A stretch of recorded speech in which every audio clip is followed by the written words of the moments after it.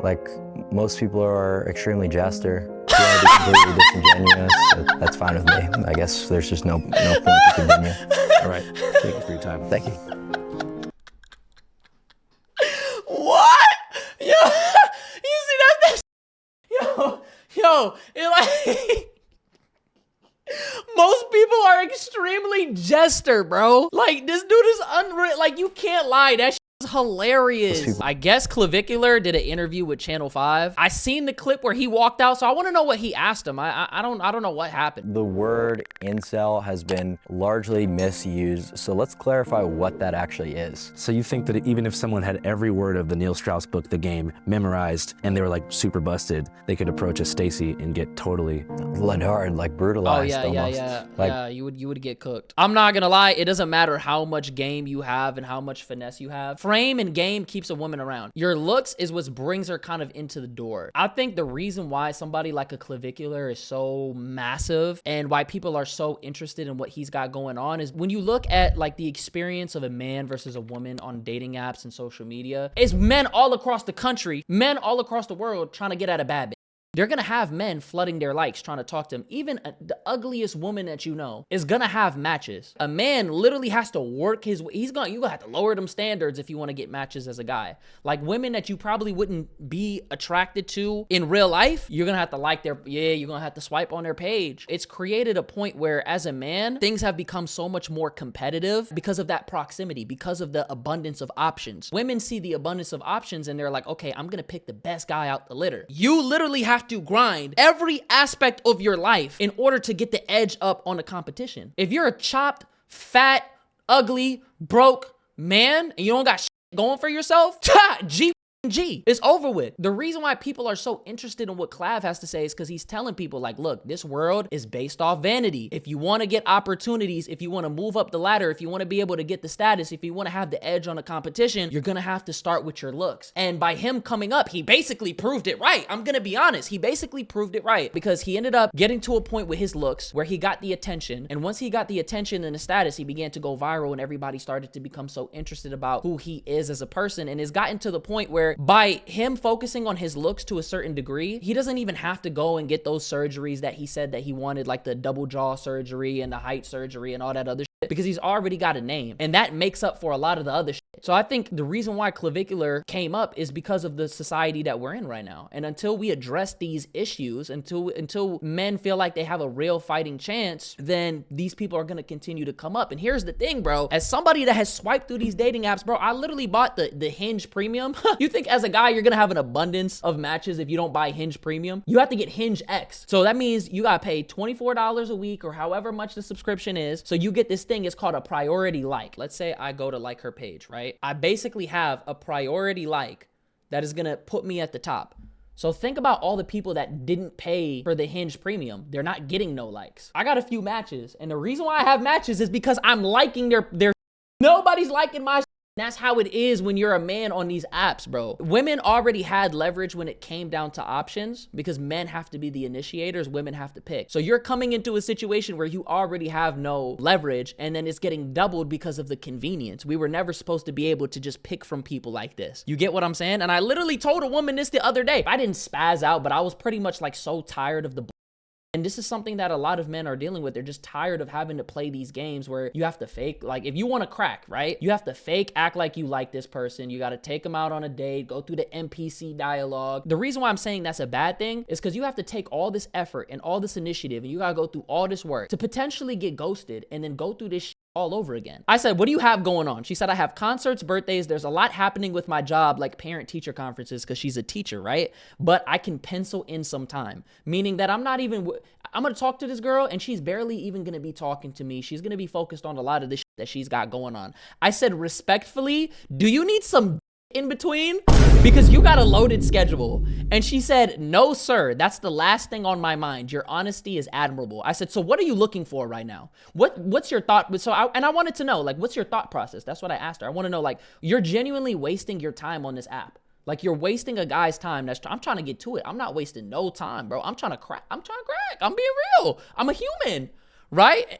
Bro, because I was tired. Like I was already going through it that day. Like it's like you can only deal, like as a man, you get tired of it, having to play the game, because as a man, you get the short end of the stick so much in certain situations where I just got tired of it. I'm like, you know what, bro? I'm just tired of dealing with the bull. I'm just going to say what's on my mind and just cut to the chase, right? I said, because on your profile, it says short relationship open to long. What does a short relationship sound like? A short relationship sounds like you want some intimacy quickly, right? And she said, I apologize if I gave the wrong impression. I'm just trying to explore my options.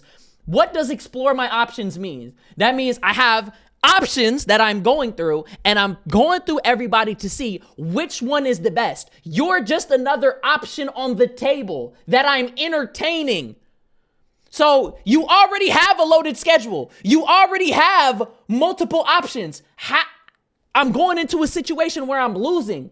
If I'm competing against everybody in a fucking ranked lobby, right? And it's a PvP lobby, and we're grinding just to get this girl's attention. I'm gonna have to respond, take initiative, take her out on a date. And guess what? She could ghost me for the next guy who does it better. You see what I'm saying? So I said, don't apologize, right? I've just had people play around with me so much that I'm kind of tired of this fake stuff. You know, and then we just continued the conversation from there. But that just paints a picture of what men have to go through when it comes down to these apps, because chances are, and according to statistics, you're most likely going to meet people on the internet. You're not going to meet them in real life like that, especially with me. I'm sorry. I don't like to initiate with people. I'm going to be honest. I'm the type of person you got to show me interest, because I'm not going to walk up to somebody and get denied. And an example of a girl showing interest is her just like looking over your way for like half a second, or her like tilting her head at you. And it's like, I'm sorry, I just can't pick up on that. I'm not a mind reader. You know, you was trying to bless her with the best short relationship, one that ends after a night. I mean, it wouldn't even have to be like a night though. Like it could be a thing where it's like, you just like, girl, I'm trying to crack. What's up? You slide over, boom, boom, boom. We can go get dinner, probably watch a show or just chill. Like, I'm boring. I'm a boring guy. I'm a unk. I'm 27 years old. Like, I'm sorry. I'm not going to be taking you I don't like leaving the house, bro. You know? So it just is what it is. But let's keep going.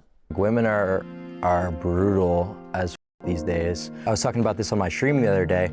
Say you were to do like a bowling date with a girl and you weren't streaming it, like that's just the most ridiculous. What about like connecting with her because like you like her or something like that? You know, like maybe you want to start a family. But how many times do you have to go through that process though? Hold on, Callahan, hold on. He's not talking about that. How many failed talkings? Because I feel like was talking stages really a thing for the older generation? Because I feel like as a man, you're gonna get caught in perpetual talking stages. Let's just be real, bro. ROI in that. What's that? Wait, did he just say ROI? Just the most ridiculous. What about like connecting with her because like you like her or something like that? You know, like maybe you want to start a family. But where's the ROI in that? What's that? Return on investment. What's the value there? In engaging with people in real life?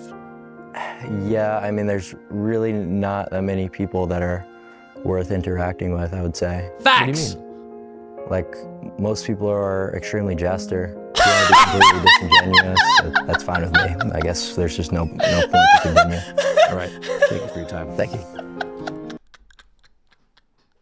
What? Yo, you see that shit? Yo, it like most people are extremely jester, bro. Like this dude is unreal. Like you can't lie. That shit is hilarious. Most people are extremely jester. Straight if you want to be face. completely disingenuous, that's fine with me. I guess there's just no point to continue. All right, thank you for your time. Thank you. Ladies and gentlemen, this is Braden Peters, known online as Clavicular, Clav for short. A 20-year-old from Hoboken, New Jersey, currently living and trapping content out of a rented mansion in Fort Lauderdale, Florida. The property has been converted to a 24/7, fully staffed live streaming studio for Clav's particular brand of content, which focuses on partying and also helping young men, particularly in Gen Alpha and early Gen Z, look sexy as and ascend by engaging in looks-maxing activities like facial surgery, limb lengthening, Botox, peptide use, and steroid injection, all with the goal of raising their SMV, sexual market value, in a way that will lead to more ascension and life success. Across mainstream platforms, he has over 1 million followers and over 170,000 recurring viewers on the live streaming platform Kick. I don't want to spoil it too much though. Let's get into the interview. All right, thanks so much for making the time, man. I appreciate it.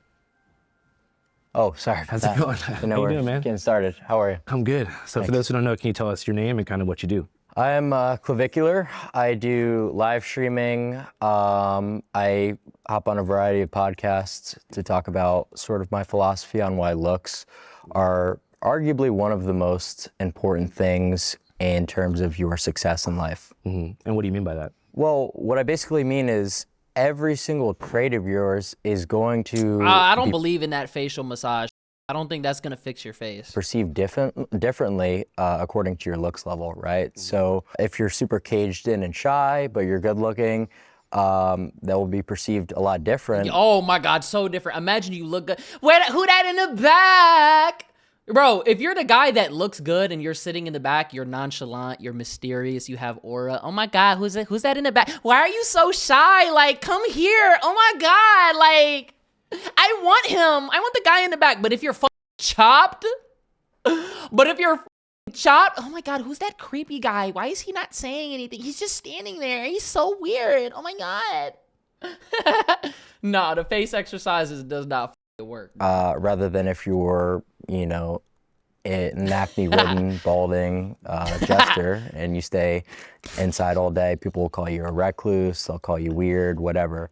So even though the actions are the complete same, so that's what I'm talking about here. And what's the exact equation for measuring like aesthetic value? So there's a lot of different ratios that go into it to calculate someone's overall facial harmony score. So for example, that could be the width of your eyes relative to the width of your cheekbones, would be your eye separation Okay, ratio. I like some of that shit is a little too extreme. I'm gonna be honest. I don't think we should be harping on things that we have absolutely no control over, like the width of your eyes, your facial ratio. Like, if you could get some surgery to fix it and it's not going to destroy your entire life on some Frank Tufano, then I think that's cool. But I feel like we should be harping on things that we can change. Like, there's some little shit that I would definitely get changed. Like, I'll probably get my nose fixed a little bit, probably get my teeth fixed up a little bit. But that's pretty much all. I'm not going to lie. That's pretty much all that I would do.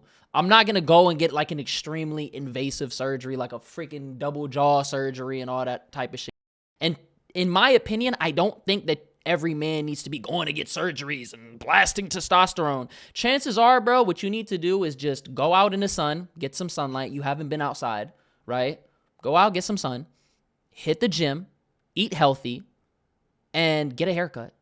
That's literally it. If you do those three things, that fixes like 95% of stuff. And then just wash your face.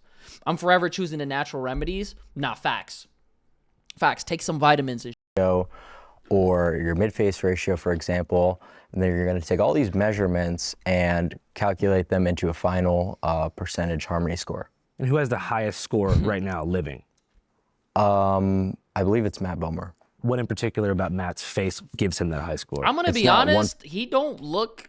I believe it's Matt Bomer. What in particular? I don't look at this guy and I'm like, God, this guy's just so sexy. He's so handsome. He just looks... I don't know. He looks regular. Like, I don't see anything and I'm like, oh my God, he's just a fucking mogger, bro. He's just mogging. Dude, do you see his positive canthal tilt in his mid-face ratio and his... Like, he don't really... He's not giving me, like, the kind of vibe of, like, a... You know what I mean? I don't know. Particular about Matt's face gives him that high score. It's not one particular thing because it's I feel like Henry Cavill is more handsome than that guy. Let's keep it a buck, bro. a calculation of a lot of different measurements. Well, congrats on the big viewership and stuff. Yeah, like they that. do have Thank you. biased standards. And I know I'm pausing a lot. I'm sorry for that, YouTube. But here's the thing, right? They try to say it's objective, but Korea has their own objective beauty standards. And it's not in line with Western beauty standards. So I'm not going to sit here and say this person is definitively blah, blah, blah, blah, blah. I feel like maybe for white people, but it is what it is. I don't think Henry Cavill, what's his name? David Cornsweat. Like, anybody that could play Superman is handsome as fuck. I'm just going to be real. Who else is handsome? Who's the dude who plays Thor? Y'all know who I'm talking about. He's handsome. If we're talking about white guys, not the best looking, who you think is the best looking? I can't even think. I don't know. It's kind of cool to see I the don't think he's the mechanics of best looking, algorithmic takeover here. I appreciate that. I read less than a year ago you were a line cook. That's right. Well, it was just one of my many roles at a restaurant I worked at. What made you kind of want to jump into creating content? I had already been kind of posting my looks maxing, routine and the protocols I was doing. Made in a lab. For a good amount of time on TikTok, not really taking it too Yo, seriously. he looked better back then. What the fuck happened to him?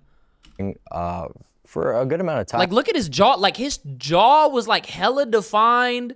I'm not fucking with the hair. The hair wasn't. He made a good decision to grow out his hair. His eyebrows look better now. His face looks better then though. Like, it's like more in harmony, but it could be the angle. I'm on TikTok, not really taking it too seriously, and I was posting on online Nah, the forums. beard is not his look. So I was sort of like a well-known name in a really small, tight-knit community. And then I kind of took it a little bit more serious because people were asking me like, how do you do this? What was your experience like with this, peptide, whatever? And it started to get a lot of traction very early on. So I just continued with it, and we're here now. So going back to like the early days, you were born in 2005, right? That's right. How would you describe your Damn. like childhood? Was it fun? Pretty normal, I'd say. Your social experience in school though, comes up. I'm gonna be honest, no, bro. To get to a point where you're like clavicular and you're so deep rooted in looks maxing and like that kind of culture, bro, some had to trigger. He had to have a canon event. There's no fucking way. I refuse to believe it. I mean, what age range are we talking about? I guess like right around 13, 14 is when I'm Nah, thinking. he had a traumatic event. Well, that would Something have been happened. during the pandemic. So I was in online school. Oh shit. How do you think that being in online school like, transformed your experience during that time? Well, obviously you're not interacting with anyone. So Yeah. You're just like Ladaring. But I mean, was that Ladaring, the time what window the that hell you is sort of that? fell into the looks maxing community? Around that time, actually, yeah. What do you think? Right at the tail end of the pandemic, actually. What do you think like initially appealed to you about it? Well, it just seemed like when I first started lifting, and then I got really into, pharmacology and steroid usage, I was like, this is like literally a video game cheat code, is what it almost feels like. And it seemed Damn. like so ridiculous to Yeah, try you to know play what's the crazy though? Everybody was like the fitness community really was popping a lot back then. Like 2021 to like 2022, 2023, that shit was on fire. And then pharmacology, I used to only watch like one person. No, I'm not on Purple App right now, but follow me on Purple App. You know who I used to fuck with? More Plates, More Dates. That dude used to do really good videos about pharmacology and like steroids and like minoxidil and hair growth and shit like that. I used to watch a lot of that type of shit too. game fair when I had access to all these things. What was the first kind of thing that you tried out? Was it like Test. test? How do you get that stuff? No comment.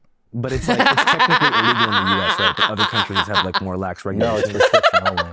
Okay. And how did that affect your like looks immediately? He had Like, to when you plug. mix that with a bit of lifting. I started to blow up quite quickly in terms of the amount of muscle mass I had, but I descended because I was lifting in a huge Bro, he calor- said I ascended. Like, you ever watch like Dragon Ball Z and they go Super Saiyan? I've ascended to a point beyond a Super Saiyan. caloric surplus. So I turned into kind of like a blob sack. So, I mean, I definitely looks minned from taking tests and just bulking, but it wasn't the test. It was just like prioritizing physique and mass over leanness and angularity. And you were already creating content like right off the bat when you found this stuff, or did that come a bit later? I actually sort of was around, I started kind Nah, lean is law. That is true. I'm gonna be honest. I would like to have a little bit of frame to me, but bro, when a man is lean, like that's the most versatile build because you could basically wear anything and your chest is gonna pop, your shoulders is gonna pop, but you could also wear a hoodie and nobody would even know that you got like any muscle on you, bro. I used to have this build. I'm reminiscing on the build. I'm about to get this build back, bro. This took a lot of discipline though. This took like counting calories, walking on a treadmill for like 30 minutes every single day, hitting the gym at least 3 times a week.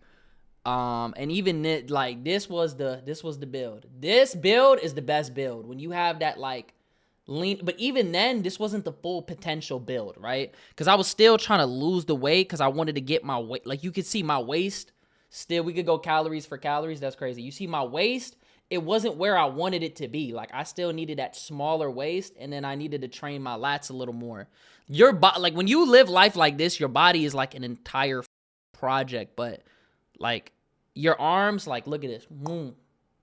Crazy. I'm out of shape. I'm out of shape right now, too. I just hit a chest day like a few days ago. I got to get back to it. Kind of documenting a lot of what I was doing on forums. And would allarplasty ascend me more? What? Serious replies only. I morphed by Allarbase.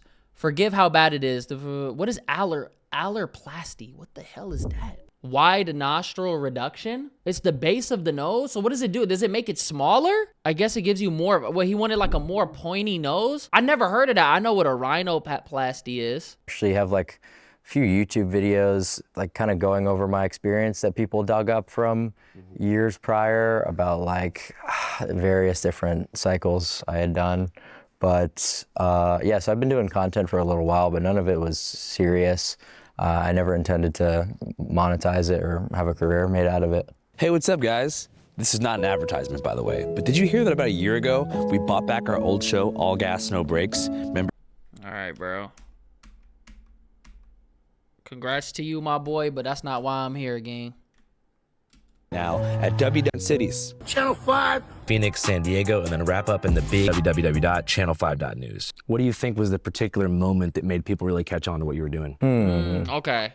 I would say that a lot of like the DIY stuff was what blew up because a lot of people were too scared to try it themselves, like doing injectable fat dissolvers and stuff. I would post it on YouTube and people thought it was crazy. They thought it was interesting. So bro, how did that not get taken down?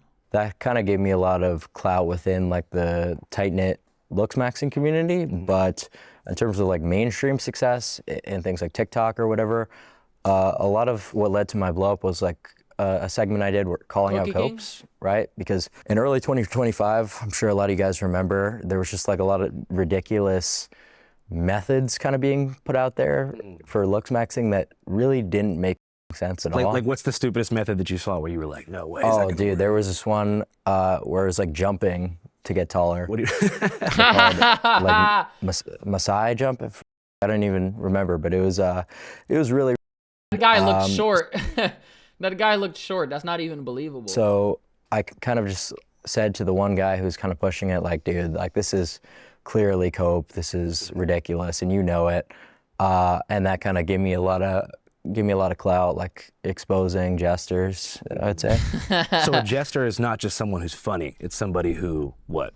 Well, it could be used in like a lot of contexts, but it doesn't jester just mean embarrassing? Like you embarrassing yourself? I mean, like it is kind of gesturing a little bit because the methods are jester like so gooning. ridiculous. You're like, you know, bouncing around like trying to get taller. Like, is it consecutive jumping, like bunny hops for hours? I honestly couldn't tell you the exact protocol for what people were doing back then, but I just know it had something to do with trying to apply Wolf's Law to like vertical height, and like that doesn't make any sense at all. The first thing that caught my eye was the bone smashing. Okay. Because I was like worried about you. Because I saw some people responding saying like, oh, in time, one day you're gonna have like jaw issues. Do you think that's? Yeah, because I don't even bone smash my jaw. Oh, okay, my bad. How does it work? Cheekbones. And it's just like, it's so silly that people want to talk about bone smash. I think it's just because it's like the name. It's really the name. It sounds so extreme. And it's like, bro, why do you have to grab some and just hit yourself in the face with it, bro? I'm sorry. I don't give a fuck. I would never do anything like that. That's crazy. Isn't it like you hit your face and then the bone grows back or something? Just use a gua sha. Like you hear Does that work? It's so crazy. But that's not even really like one of the main things that I would, you know, advocate for or promote, or that really give people the most results. It's one of the methods that I talk about, but it's just what gets brought up the most frequently in interviews. If you ask me seriously, I mean, what's the best way to look max? I would tell you about leanness. I wouldn't tell you about bone smashing. Got you. So staying low weight. Yeah, staying extremely low body fat. What are some of the easiest ways to do that? You know what's crazy though? That's some good advice because you see it reflected in Hollywood. A lot of these actors, they're taking these like GLP-1, Ozempic. Ozempic is kind of extreme though, because you get that Ozempic face where it just like sucks your whole moisture out of your face. But I feel like being lean or just being like low body fat really is like the majority of it. But you don't have to take any of these substances to lose weight. You just gotta apply discipline, bro. You just gotta count your calories and then just be in a slight calorie deficit.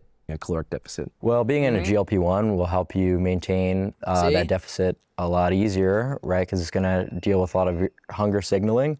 So throughout the day, when you're on a cut and trying to maintain your deficit, you're not just going to be constantly thinking about food. So that's really helpful.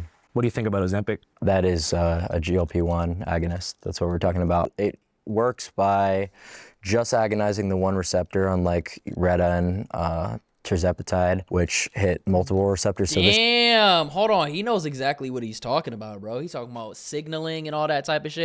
I feel like when I was cutting, I never did like a drastic cut though. Like I was always doing like 300 to like 300 to like 500 calories lower. And I don't know if I'm just good at like stopping myself from eating food, because I could eat like once or twice a day and be straight. But I would just eat foods that were low in calories but high in like volume. You feel me? And then if I ever got hungry, I would just go for a walk, or I would like just distract myself until it was time for me to eat, you know? And even then, like as a guy, you're eating like 2,000 something calories in a day. So that would leave you more than good, bro. just slows kind of your gastric emptying and like almost nauseates you in a way so that you are unable to eat through that. But Reta is a little bit more like, you know, meticulous, I guess you can call it. So if I'm 202 right now and I want to be 185, what's the fastest way to get there in 30 days? Well, the fastest way is to be eating as little food as possible. Oh, I'm not gonna lie. See, that is a bad idea. Weight loss should never be, I just need to get there as fast as humanly possible, because that's how you balloon. Exactly. You're not building the good habits. What you need to do is you need to stop eating all the and you need to stop, you know, like you need to stop eating the you need to stop drinking your calories. Exactly. Because a lot of these drinks be having like up to 100 calories. You got to start drinking more water, and you just got to be mindful of what you eat and the portions. And then just like increase your activity, bro. A lot of people, this is what I learned, we live very sedentary lifestyles. Like I've been doing this thing where I've been trying to get a lot more steps in recently. Yesterday, I did a bad job because I just was literally like, my sleep schedule was cooked. So I didn't really get to get much steps in. Let me see how many steps I had. So yesterday, I had almost 7,000 steps. That's bad. For me, that's bad. My goal now is to get at least 12,000 steps, right? The day before, look, 9,500. I'm not hitting the goal, right? But still, 11,000, 13,000. If you just go for like, and look, you can see the activity. You see I'm going for like little walks throughout the day. Like it's nothing crazy. And even then, let me see what my average is, because it'll tell you the average for like the week. This is for the week, so it's 9,000. It's not the goal that I want, but that's still good. And then for the month, is damn near 10, but that's good. But most people, like, if you just incorporate a 30-minute walk, that's gonna do like 95% of the work, because you're gonna burn through so much calories. Just straight up starve yourself. Yeah, but I wouldn't recommend that you do that. What do you think is the ideal caloric ingestion amount per day? Like 300 to 500 calorie deficit. I don't really think going beyond that is advisable ever. Yes. Especially if you're someone who's going through puberty. Like if you're restricting your micro and macronutrient intake during that critical developmental period, you're doing yourself a huge disservice. You mentioned puberty in that developmental period. That's Correct. Also like right around the time that you got into all these communities. Right. How was that experience for you? Because it's a strange experience as like a young dude to go from being basically like a kid to a little baby man. Yeah, Well, you just you have the most hyper-analyzing control shit. over your body while all the Like a kid to a little baby man. Well, you have the most control over your body while all those growth pathways are still open, right? So your growth plates remain unfused. So you can really do a lot with something like an aromatase inhibitor What? to prevent this process. No, well, not prevent, slow it down as much as possible. Because estrogen is actually what causes you to stop growing. That's why boys are taller than girls, right? So we're blocking our testosterone from converting into estradiol, and that allows us to have that longer growth. Is that healthy though? I'm not gonna lie, because if your body's natural response is to do that, and you're just straight frying it, is that going to take your body out of alignment? This dude is kind of, see, this is why he blew up though. He's like super extreme with everything. It's not, I don't think that's healthy, bro. To just be with your body's like hormone receptors and exactly. That's crazy. And you can combine that with other mechanisms like taking HGH, and you'll get a lot taller than you otherwise would. Are you concerned about any adverse health effects? Right, like a side effect? Certainly. I mean, if you go about like an HGH improperly, you could deal with, potentially, becoming diabetic, right? So if you're pinning GH and then spamming a ton of carbs, that's horrible for your blood glucose levels. Or if you're okay, so like my thing is this: how does a person who obviously a medical professional would advise for you not to do any of what he just said, right? You're going under the table to do all of this shit. How is a person, especially who's young, going to do things in a way that's going to get them their optimal results without any of the drawbacks? That's the problem in that situation. Taking a huge amount of aromatase inhibitors that could lead to ED, that could potentially be neurotoxic, give you mood swings. So yeah, you really need to be extremely well researched when doing this stuff. That's why I'm like very careful about when I talk about these kind of things, because I want to be as comprehensive as possible. Yeah. To not leave any nuance on the table and try to clarify as much as possible. Right, because you don't want to mince words, then someone gets hurt or something. Because like if someone asks you, Mommy, Clav told me to do it. I'm diabetic now. Oh my God, bro. You gotta be, well, how are you gonna get the knowledge about this, bro? You're basically playing like Frankenstein with your own body, bro. I don't think that's normal. Like, bro, you doing this just to get 2 inches, 3 inches taller, bro. Like, come on, bro. You're gonna get diabetes to just be 6 foot and not 5'11". Like, come on, man. It's really not that deep. how do I get taller? And you just tell them, take HGH and an aromatase inhibitor. They go out and do that, and then they don't know about, the thing about carbohydrates, and they don't know that they could have these issues with flatlining their E with their mood and their libido. They could really cause themselves a good amount of harm. You have to explain every single thing. You have to make sure the person... You know what I respect about what he's saying, though? He's telling people the drawbacks of doing all this shit. He's not selling them a dream being like, oh, this shit is perfect, just blast HGH, and you're just going to end up being 6'5", and you're going to pull all the shorties. No, he's telling them like, yo, listen, it's like you playing Russian roulette with this shit. Like, either this shit is going to go your way, or in most circumstances, you're probably going to end up your life, and you're going to have to be extremely deliberate and extremely well-versed to know what the fuck is going on. Exactly. Like, yeah, and then it's like you could tell that he didn't do it because he would have been like 6'6". Truly knows what they're doing before they decide to indulge on any of these pharmaceuticals. So I would say, in a funny way, like a lot more people will actually end up detrimenting themselves because people these days are lazy. They don't want to research. They don't want to actually do things properly, take the steps that are actually necessary to have success. Yeah. So it's really just about that. I think people are scared to make friends now too. Screen time's at an all-time high. People aren't really going out. Community's kind of in collapse. Less people have real friends. I don't know the relevance of that. What do you mean? What's the relevance of that? It's like what's kind of what you were just talking about? Not at all. Wanting to... Wait, go back. I don't know the relevance of that. What do you mean?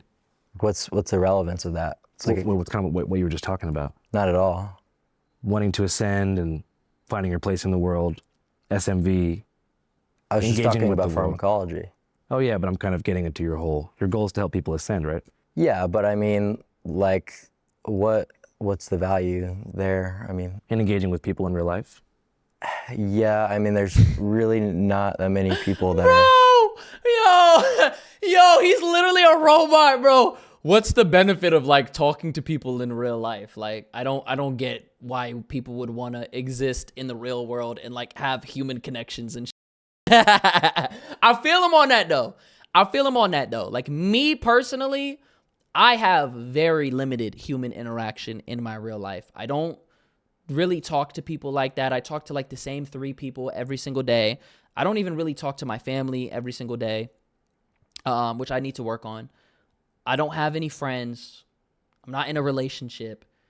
It's very taxing on me to do all of that shit. And it's like when I do put myself out there, I always get the short end of the stick, and then it just makes me like more deeply rooted in wanting to be alone, because it's like I took this time to put this effort in, and it just bit me in the ass. It's not even worth it, you know? So I see where he's coming from. It's like, yeah, what the fuck is the point, you know? Worth interacting with, I would say. But he sounds so cold when he says it. Like, most people are extremely jester. Like they're funny, or like they're just like Just have completely misprioritized lives. I would say the average person that you Yeah, everybody's just jester, bro. I'm about to start saying that. Everybody's just so jester nowadays. worth interacting with, I would say. What do you mean? Like, most people are extremely jester. Like they're funny, or like they're just like Just have completely misprioritized lives. I would say the average person that you meet who's like an enjoyer of sports, who drinks beer, for example, you know, let's go have a beer at the pub and watch Sunday football. Like, that's the worst thing that you could do. Like, you should be on PubMed reading various different studies on how you could look smacks. you don't think there's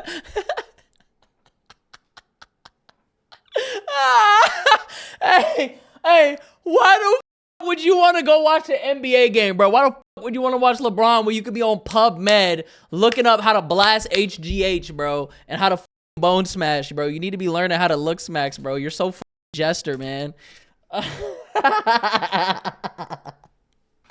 Hey, I respect it though. I respect it though. That's dedication. That's dedication. I actually kind of fuck with him. I'm not gonna lie, because it's like, that's why I stopped giving a fuck about sports. Like, I used to watch sports and I used to care about sports, but I feel like the moment when sports really started to like take a L, like when I realized, oh, this is some bot shit, is when they introduced gambling.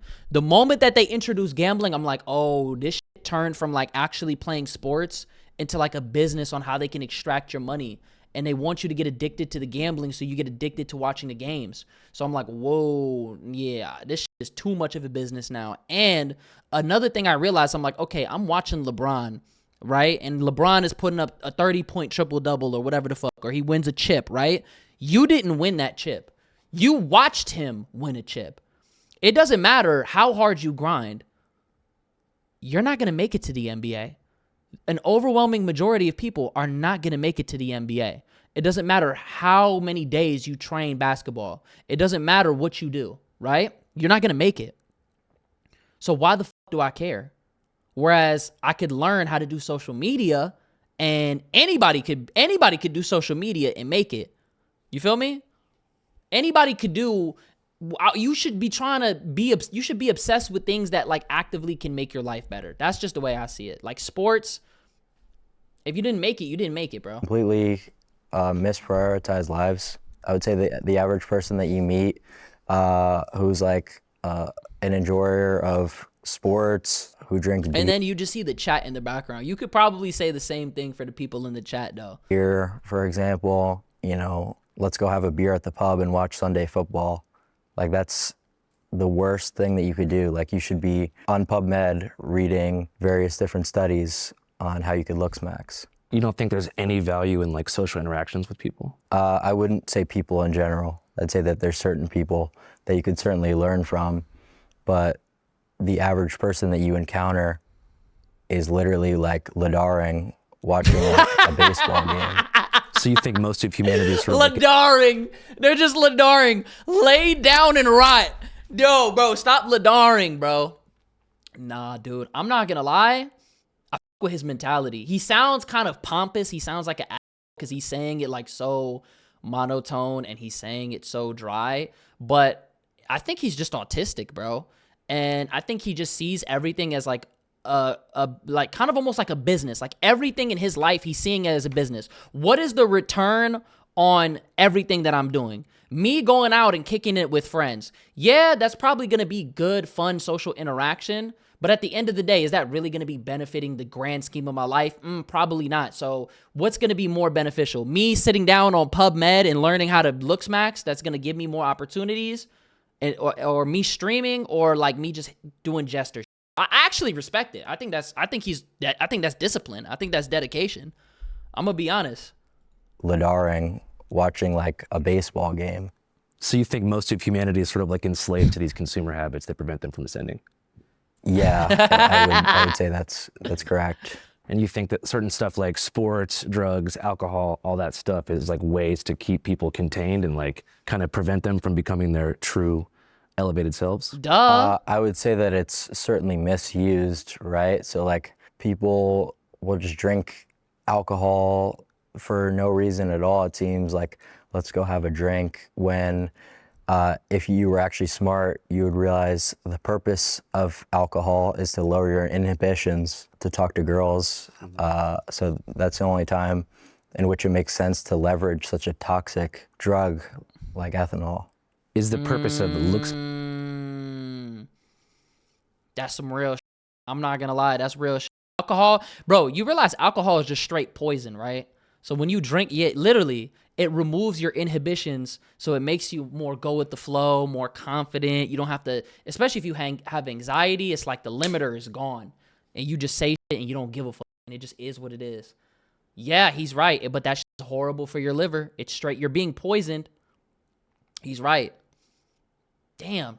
Maxing to raise your aesthetic value to also impress and talk to girls. But the thing is, it's like, why are you so worried about alcohol when you blasting all these substances in your body, though? Yeah, but I don't like when people put too much focus on like getting girls as the reason that they look max, because chasing tail is really not going to get you anywhere. Like, you could become the most successful slayer and have the best game ever, sleep with a different girl every night, but your life will really not change, and in a lot of regards, it'll get worse. Like, and that sort of is something I experience is like it's a mega waste of time. I'm gonna be honest, mid white chick, bro. Mid, she's not even throwing that shit back right. That was mid. And that sort of is something I experience is like it's a. She don't even know how to. She don't even know how to work just it. Talking to girls, going out on dates and stuff like that. Yeah. I mean, I do content, so it's like, it's one thing where, but like, I was talking about this on my streaming the other day. Say you were to do like a bowling date with a girl and you weren't streaming it, like, that's just the most ridiculous. Well, what about like connecting with her because like you like her or something like that? You know, like maybe you want to start a family. But where's the ROI in that? What's that? Like, where's the ROI? Sorry, what's ROI? Return on investment. I mean, maybe you have kids and you can mold your kid into like a Tiger Woods type, like little golf player or something. Bro, he's saying you could do a Project LeBron. Okay, so let's say you have a kid with this woman, and y'all are completely incompatible or whatever, and this shit just falls apart. Then that plan doesn't mean anything. I think having a family is a fulfilling thing, but like I mean, I feel like what's the point of having a family? The point of having a family is the biological need for every living species on the earth. Procreate and then protect the young. That's what every species does. Provide for you so when you get old, you don't gotta go to a nursing home and he can like make sure you're taken care of. Just leech off your kid, like, you know, those, like you want those people who put the kids on the TikTok live, like. I get what you're saying. You know what I mean? Like, that's just comical. So the main goal of looks maxing is I'm gonna be honest. I think he's trying to make him look bad, but I'm gonna be honest with you, like, no biasness. Everything that Clavicular said in this moment is real shit. I don't think he said anything that I objectively disagree with. Like, I think Andrew Callahan or whatever tried to come in and he tried to make him look bad, and he tried to make him seem like he was geeking or like he's just a bad person. He really humanized him because he sounds like he has a level head. Yeah, a lot of the shit that people do is extremely jester. That's why the majority of people are broke. That's why the majority of people don't even have $1,000 saved in their bank account. Yes, a lot of what people do is jester. How you think how you think the world is being ran right now. It depends on having jesters. Yes. Girls, it's to feel good about yourself? No, it's just to be successful in general. It's not about feeling good. It's about real results. And this is a completely objective thing. This isn't my opinion, and it never has just been a subjective thing. It's very, very well researched that in interviews, there's a huge bias towards good-looking people. In dating, obviously, a huge bias towards good-looking people. Facts. So, He's right. objectively, It's called the halo effect. You attribute good attributes to people that are good looking and bad ones to people that are not. you could hate me as a content creator. Bro, look at the meme. Look at the meme. Riz, you ever see the meme where it's like Riz and then sexual harassment? There's so many people that you could look at and it's like, okay, like what value are you really bringing to the world? Like, especially with some content creators, like, oh, you just look good. That's literally what your value is. Or look at models. They just look good and they have careers. So yes, bro. So objectively, He's you right. could hate me as a content creator, but realize like the value in what I'm talking about. He's right. So the goal, when you say success, you mean like mostly financial and economic? Well, Bro, really, he just made me think about the interview thing. When you go to an interview, what do you have to do? You got to pull up. You have to look good. You have to look upkeeped. You have to make sure you're wearing a button up. You can't just pull up with your unbuttoned looking like a fucking bum, because everything is about the way that it looks. You have to pull up. You have to be on time. You have to sit upright. You got to look a certain way. You have to make sure your hair is nice. You know, you can't just go up there, just wake up. Yeah, blah, blah, blah, blah, blah. Everything is about the appearance. You're representing a company. So yes, what he's saying is literally true. If you look better and you look more put together than the other person, you're going to represent their company better. So what he's saying is right. That's not even wrong. It's true. It's literally true. anything. It's hard for me to think of something where looks wouldn't benefit you. I mean, in your industry, you know, you're a content creator, you're streaming all the time. You think that if you were not physically good looking, you wouldn't have as much success? No. I think if you're average looking, if you look mid, it's going to be extremely hard for you to blow up. Like, you would either have to be extremely good looking or extremely ugly. We've seen people lean into the chop, like Dabo. Oh, you're chopped, you're chopped, you're chopped. He played into it, and then he used it to level up. If you look good, Marlon, look at Marlon. He used the TikTok edit, light skin face, jumped up. If you're somewhere in the middle, you're mid. You're just like all the other people. So what you have to do, you have to lean into other shit, like your personality. You have to have some to offer, whether that's some type of experience, whether that's some type of knowledge base or some shit. You just funny as you have to have your thing, you know? So yeah, you either have to look really good or you gotta look really ugly. I wouldn't at all. Even if you were like a genius, like Beethoven level creative, but you were busted, you don't think you'd pop off? Well, that's the thing. So now you have to be so well off in another category to compensate for your lack of looks, that you have to be a Beethoven level player in order to compete with a guy who's, you know, just Damn, like he's answering good. mogging and going to the club. Munting you and know, so mogging. that's why it really gives people a huge advantage in life to have looks on their side. Yeah, I think it's definitely true. But you don't think there's any value in like having a girlfriend that you like, or an in-person community to like meet your essential needs and find belonging? Well, I'm a girlfriend that you like. have looks on their side. Yeah, I think it's definitely true. But you don't think there's any value in like having a girlfriend that you like, or an in-person community to like meet your essential needs and find Bro, do you see how he keeps bringing it back to this point? Bro, he sees like the only way that he's really gonna look bad is if he starts bringing up like community and interaction and stuff like that. Like, obviously Clavicular is not going to care about human interaction. He's not gonna care about friendship. He's not gonna care about that, especially because he's like autistic and shit.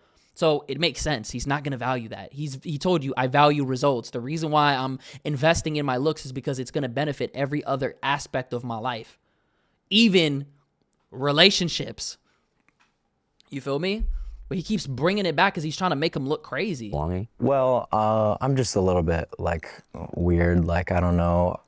It's hard for me to enjoy some of the same activities that normal people do, but it doesn't really matter because that's just like my personal anecdote. They're not mutually exclusive. Right. Growing up, what did you enjoy doing the most before all this stuff? I mean, I would just mostly like Ladar on my PC. Like I was reading. What kind of stuff were you reading? I was reading different forum posts, different studies, just whatever research you can think of. About looks maxing and developing your aesthetic. Looks maxing, bodybuilding, all that kind of stuff. Were you unhappy with how you looked at the time? Yeah, of course. What were some of the things that you immediately wanted to improve right off the bat? I mean, he just My grew up. muscle mass was probably one of the bigger ones. I didn't really have much of a presence. I was quite skinny, so I was like a little bit lanky because I grew pretty early, so I was a lanklet, yeah. Do you think that affected your social life? Yeah, I'd say so. In what way? Well, obviously, Literally. people are going to be more drawn to you if you're good looking. And I would say that, growing up, especially during puberty, early into high school, I really wasn't. So it is what it is. I mean, I think most teenagers are gonna look busted. I think they're gonna have a face full of acne. I think they're gonna look kind of off. That's what happens at that age. So you feel like you had a harder time making friends?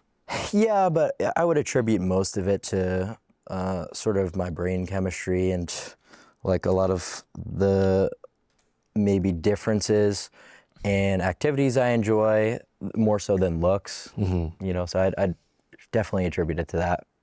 Did you experience any kind of like social anxiety during that time? Yeah, I still do. Yeah, I get pretty anxious. Just meeting new people? It really just depends on the scenario. I would say that meeting new people who have like a higher status is usually something that I get a little bit anxious about because you don't want to blow it or whatever. Make a bad impression. Yeah, but like if I'm just going to a club, for example, like my impression doesn't really matter that much because a lot of the time it's just like random people in college. Did you find that engaging with people online as opposed to in real life helped kind of ease some of that social anxiety because you didn't have to deal with so much like in-person immediacy? Yeah, like Discord maxing was probably one of the better things to do. Discord maxing. Oh my God. What does that even mean? You could actually find like people who have the same interests as you and you're never going to encounter. I'm gonna be honest with you. I was never much of a Discordian. Robbie, I was never much of a Discordian. I got to start Discord maxing a little more. People with the same niche interests like looks maxing, like you will on internet forums. Did you ever actually meet up with any people from the forums in real life? Yeah, actually 2 people in this house I met through looksmax.org. And that word is like an old 4chan word, right? Like maxing and like sell, like as an abbreviate. It's on 4chan, but it didn't originate from them. Do you know where the actual word first came from? Like PSL websites. The umbrella term What is a PSL PSL? refers to the 3 most popular message boards in the incel sphere. PUA or pickupartisthate.com, hate.boards in the incel Hold on, sphere. what? PUA or pickup Revealing the scams, deception, and misleading marketing techniques used by dating gurus and the seduction community. The forefront of the anti-pickup artist movement. artisthate.com. Okay. Hate. What? Users migrated to looksism.net after having server issues with SLUT Hate. SLUT Hate was rebranded to Red Pill Talk. Red Pill Talk server stopped responding in late 2019. Looksism, inactive as of 2020. Looksmax.org, despite its name not being a part of the acronym. Okay. And lookism.net. On these 3 sites, a shared ranking scale was developed called the Failed normie. Yo, what does Vexboats do here? Yo, they got him as a low-tier normie? Bro, Ryan Gosling is a mid-tier normie. Oh, nah. And then high-tier normie. This guy, I'm sorry, is not higher than Ryan Gosling. I'm sorry. Hell no. Chad Light, Dylan Latham, Clavicular, and Marlon are above Ryan Gosling. Dylan Latham, I'm gonna be honest with you, that kid is a mid-tier normie, bro. I'm just gonna be real. Put him in the mid-tier normie. Bring Ryan Gosling up. Then they got these other guys. Henry Cavill, yeah, Chad. Jordan Barrett, I mean, he's a Chad, but it's like, he's kind of like the blueprint of this whole shit. They got Vex boats in this bitch. This gotta be a meme. I don't believe this is real, bro. Dylan Latham should not be a Chad like. PSL scale, which ranks men from Terachad and Gigachad all the way down.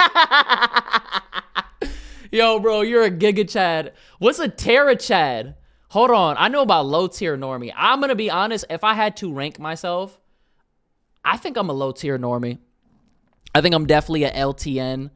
Maybe I'm probably borderline between LTN and true normie. Like, I feel like if I'm looking my best, I'm definitely like at least borderline, but I'm definitely a LTN. I can't even lie.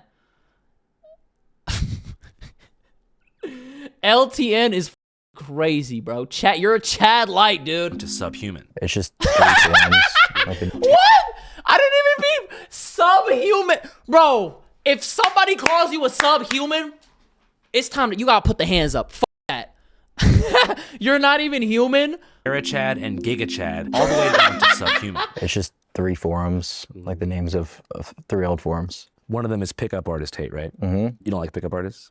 It's not really that I don't like pickup artists. It's just He's I a don't pickup like artist? the fact that they don't give you the key piece of nuance that if you learn all this game and do cold approaching, but you're not good looking, it's not going to work. So there are certain like psychological tactics that you can utilize to be better at approaching women, conversational tactics, whatever the case may be, but they're going to have different success. Right. It doesn't matter if you're busted as fuck and you walk up and you're ugly. They get like, who's this creep trying to rizz me up? And then you over here trying to spit all this game, but if she's not open to it, then she's just gonna be like, what? And then psychological tactics, like you have to borderline manipulate the hus to fuck with you. Like, come on, bro. I don't think that's realistic. Traits based on different looks levels. So you think that even if someone had every word of the Neil Strauss book, The Game, memorized, and they were like super busted, they could approach a Stacy and get totally Ladard, A like Stacey. brutalized almost. Like women are brutal as these days with rejecting people, I think is one thing that I don't really like. Sometimes a dude will, in a bar, literally just like go up and call a girl pretty, like no creepiness to it, no like overly like touchy or whatever. Yeah. And like she'll start like screaming like just to embarrass the dude and like brutalize him. What do you think causes that impulse? Well, I don't think a woman is gonna scream, but you know how people say, oh, the worst she can say is no. Nah, the worst thing that she can do is snap a picture of you while you're not paying attention and post you on social media and call you a fucking creep. Or cook you in the fucking group chat. And have all her homegirls cook you in the group chat. That's the worst thing she could do. That's why me personally, bro, I'm big on, you gotta show me some type of interest. And you can't hit me with the like you're looking in my general vicinity and you're tilting your head, because that's what women think Riz is. No, bro. And I actually used to hate that. I used to be like, oh my god, why do girls do that? But I did research, come to find out the reason why women are very what is it called? They're very subtle with them like shooting their shot, is because back in the day, human beings, we used to be extremely primal and we used to live in tribes, right? And since we were in these small, tight-knit tribes, if a woman shot her shot at a man and a man dubbed her, she would basically be seen as undesirable to the entire pack. So women would be very subtle so that the rejection wouldn't be overt and it could still retain that, I guess you could say, SMV in the tribe, you know? But that still carries on today. But it's like, this doesn't even apply anymore. It doesn't even apply. Boom. Yeah, girls they like, this is girl Riz. I shot my shot at him, but he didn't want to come up to me. And then men, we're oblivious. We don't even think anything of it. Like, you might have looked our way and we're like, oh my God, she probably thinks I'm ugly as f- probably thinks I'm creepy. You know? And it's like, we can't connect it. Like, we're too dumb to connect the dots, bro. You know? Like, I remember one time when I was in like high school, I had a girl, like, she was my neighbor. Crazy thing. She like lived the street over. She was bad as f- her sister was bad as fuck too, right? And my friend asked her, he was like, so like, what kind of guys you like? I guess he was throwing me the live. He probably already knew, but if he's my man, why didn't you tell me, right? So she's like, oh, like, I like guys that boop, boop, boop, boop, boop, boop, boop. She basically listed me. And I'm like, oh, that sounds dumb as fuck. If I had a time machine, I'd smack myself straight in the face. Fucking, bro. Literally, bro. Yes. I was like, that sounds dumb as fuck. I mean, I think it's just that they feel disrespected that someone that lower in percentiles feels that they could somehow enter like a relationship with them. It's sensible to a What is that degree. clip? you know, how could you actually think that this approach would work out? But I don't really think that there's a reason for them to like just go out of the way to like be brutal. Is she telling On him an go underlying away? level, what do you think's causing that just like hostility? Wait, run that back. that this approach would work out, but I don't really think that there's a reason for them to like just go out of the way to like be brutal. On an underlying level, what do you think's causing that just like hostility? Do you think it's like the way culture has shifted? It's not really like hostile a lot of the times. I think they just kind of also think it's like funny because they'll post it on like social media after. Of like dudes hitting on them and Told like, you. embarrass them, basically. Yeah. What did you think about the whole Nautica Malone situation? That was the Gooner. Bro, why are you asking this man about the f***ing Goonerol, bro? Oh my god. That is the most random shit I think I've ever seen. What? Basically. Yeah. What did you think about the whole Nautica Malone situation? What is that? That was the Goonerol, Goonicide. You know, the guy with the bikini beans. in Yo, Tempe, you know what's Arizona, crazy? who I went live like dead ass 15 minutes from where the Goonicide happened. Literally. through, and he had like supposedly no pants on, and they posted a video of him, and he took his own life the next day. Too gooned out. You familiar with that story? I'm not. No, you're gonna have to fill me in. We just made a documentary about a vigil they did for him. Here's a preview of that upcoming documentary. Good. Have you been here before? Wait, they did a vigil? Sir, you need to leave. Unacceptable. Unacceptable. Police say a man took his own life after getting caught committing a sex Yes. crime in the drive-thru of a coffee shop. Say his name! Nautica! Say his name! Nautica's death is bigger than 9/11. This was a Oh my recurring God. incident that all the girls were. Wait, Nautica's what? death is bigger than 9/11. This was a recurring incident that all the girls were aware of. You killed that man. Why? Nautica was Wait, a good- why were those women in? Why are they in bikinis, bruh?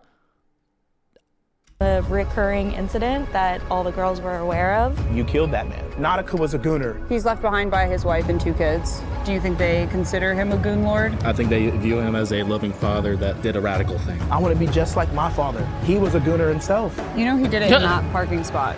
No That's messed up. I analyzed that video over 1,000 times. That man had pants on. Have you ever exposed yourself in a drive-thru? No, but I probably will in my future. You killed that man! You killed that man! Acting like I'm a not gonna lie, pulling up to the drive-thru and doing that is diabolical. joke is damaging for everyone involved. The spirit of the Goonerol is really all around us. Yeah, that's what happens when you're ruled by lust. You do like that. Bro, do you know that if you're like constantly gooning and you're like addicted to that shit, it like destroys your brain? Like that shit affects your decision making. So he dead thought that in his brain was so cooked from gooning, he thought it was a good idea to pull up with his dick out to Bikini Beans Coffee. That's why you got to get that shit under control, bro. Get the doom scrolling under control. Get the corn under control, bro. Yeah, you get the post nut clarity probably kicked in crazy. That's why he ended it. If you'd like to see the uncensored, The Gooniversary. extended, and exclusive cut of the Gooniversary, head to our Patreon at www.patreon.com/channel5. It costs $5 a month to sign up, but your subscriptions help keep the lights on, and there's a ton of stuff on there that you simply cannot see elsewhere. I'll put the link Bro in got the a pinned legacy comment now. description box of this video. All right, back to Clav. Okay, well, LDR like, he's maxing. fully naked with his No. He has a shirt on. but his phallus, let's just say, is showing to the workers. According to the workers, there was phallus. According to Nautica Malone's supporters, he had very short shorts on. I honestly believe that the workers in that case, like, I mean, I don't really think that anyone should take their own lives, but there's a clear difference there between showing your genitalia and being clothed, even if it's promiscuous, even if it's degenerate. And I could call that out too, but like, that's just straight up a sexual harassment to just like go somewhere with your genitalia out. So I'm not gonna obviously side with that one. So you think it's a little bit fried that people are showing up to do a vigil for his passing? I would say so. I think. Why is he asking they're him about certainly this? Right, that there is a lot of scenarios like in the gym when we'd see girls like record their sets and like a guy would like look for a second and then they would like try to ruin their lives. Oh my God, this is the worst. And they would intentionally try to bait them into looking at their ass. But it's like, bro, girl, you don't even got no ass to look at. I remember this clip, bro. Like, It was the worker, and then he literally just kicked her out because he was just looking at her general vicinity, bro. This was a dark time. Women would be setting up the cameras trying to bait whoever. Even if you just walked by her, they would try to make it seem like you're a super creep. I'm a big proponent in we need an all men's gym. Like, women want an all women's gym so they don't get stared at and they can lock in, right? Go do it. Go do it. I'm for it. An all women's gym and an all men's gym would go crazy. Men would be putting in the best. We would have the best workouts. Do you need something? Okay, I thought so. Like, yeah, that is horrible, right? So that shouldn't occur. But like someone pulling up to a restaurant naked, it's like that just kind of ruins all the that's optics OD. and everything if you're gonna like make this part of like the argument, you know what I'm saying? So back to rejection in general, there's something they call the Gen Z sex recession. It's alcohol recession too. Sounds like you might think it's kind of a good thing, but right now there's less people ever, like in the past 50 years, that are going out. Why would I think that's a good thing? Because you mentioned that alcohol is like a slop of the masses and that dating is a waste of time. Well, no, I just said the exposure should be limited, right? So like if you're someone who just like has a drink Damn, you see how he just tried to make him look so bad? This is not a good faith interview. before going to bed, or has a drink when they go out to lunch with their buddies, it's like, okay, you are just causing, you know, oxidative stress to your body for literally no reason. Because the way that I think about it is, you know, being super results driven, right? So like actually being able to talk to girls, potentially like, you know, get a girl to go home with you, like that's an example of, okay, maybe the oxidative stress could be justified because you got the success of, you know, slaying a girl, for example. You know, Slaying. it's kind of like a meaningless pursuit. Slaying. And that's a whole nother huge philosophical argument, but just for the purpose of this interview, that would be like one example where it kind of makes a little bit more sense. Yeah. But I don't really think that Damn, he people really should conducts himself good, bro. I'm not gonna lie. be drinking and doing drugs recreationally for the most part. And I know that would appear super hypocritical because I do it a good amount. It's just something that I utilize for my work, for my content, because I can't really like function around people too well or be super entertaining in my sober state. What drugs do you find help you the most? Pregabalin, Huh? stimulants, I'd say. What is So that? just drugs that keep you up, basically. Make it easier to talk to people and do your job. Pregabalin's a little different. It blocks certain neurotransmitters that are excitatory, right? So your glutamate, and that causes social anxiety, right? By blocking that neurotransmitter while the drug's half-life is active, now you're like in a low inhibition state for, you know, the 6 to 8 hours. You don't got to talk about this if you don't want, Whoa, that sounds like a cheat code.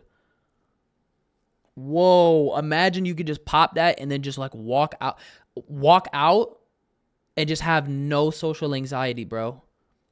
Dude, probably free. I'm gonna be honest, bro.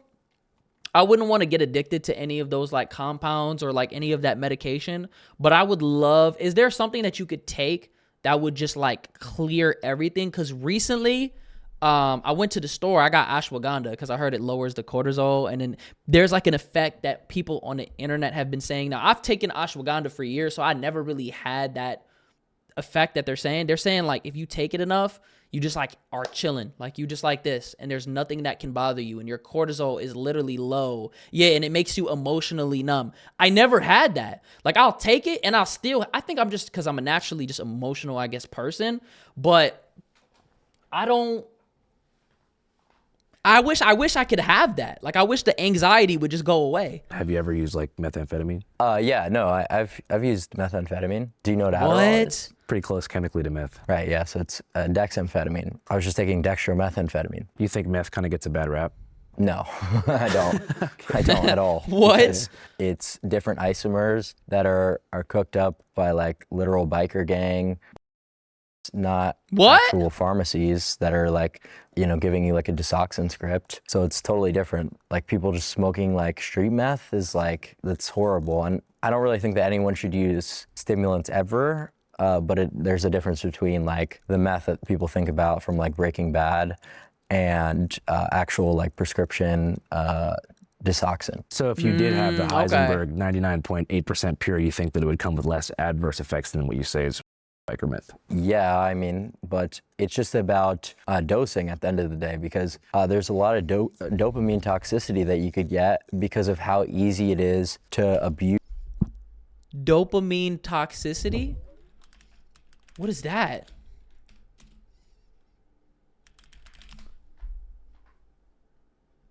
Dopamine toxicity refers to neuronal damage or cell death caused by excessive high levels of dopamine or its oxidized metabolites such as dopamine in the brain, often linked to neurodegenerative diseases like Parkinson's. Doesn't this happen from like dopamine, like doom scrolling and watching porn and all that type of shit too? Bro, what the fuck is going on with my thing, bro?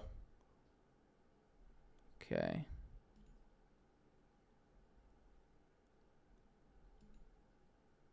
Use the drug. It's super addictive, and there's no doctor controlling the amount that's prescribed to you because you're buying it from drug dealers, obviously. Yeah. So people aren't able to control their dose protocol. They're doing hundreds of milligrams sometimes and causing a ton of neurotoxicity. That's why I think meth is something that should never really be done. I just share my experiences because I stream so much that if I tried to hide anything, it would just come out anyway. I began blowing up on social media and I wanted to ascend in a very short time frame. God damn, he looked crazy right here.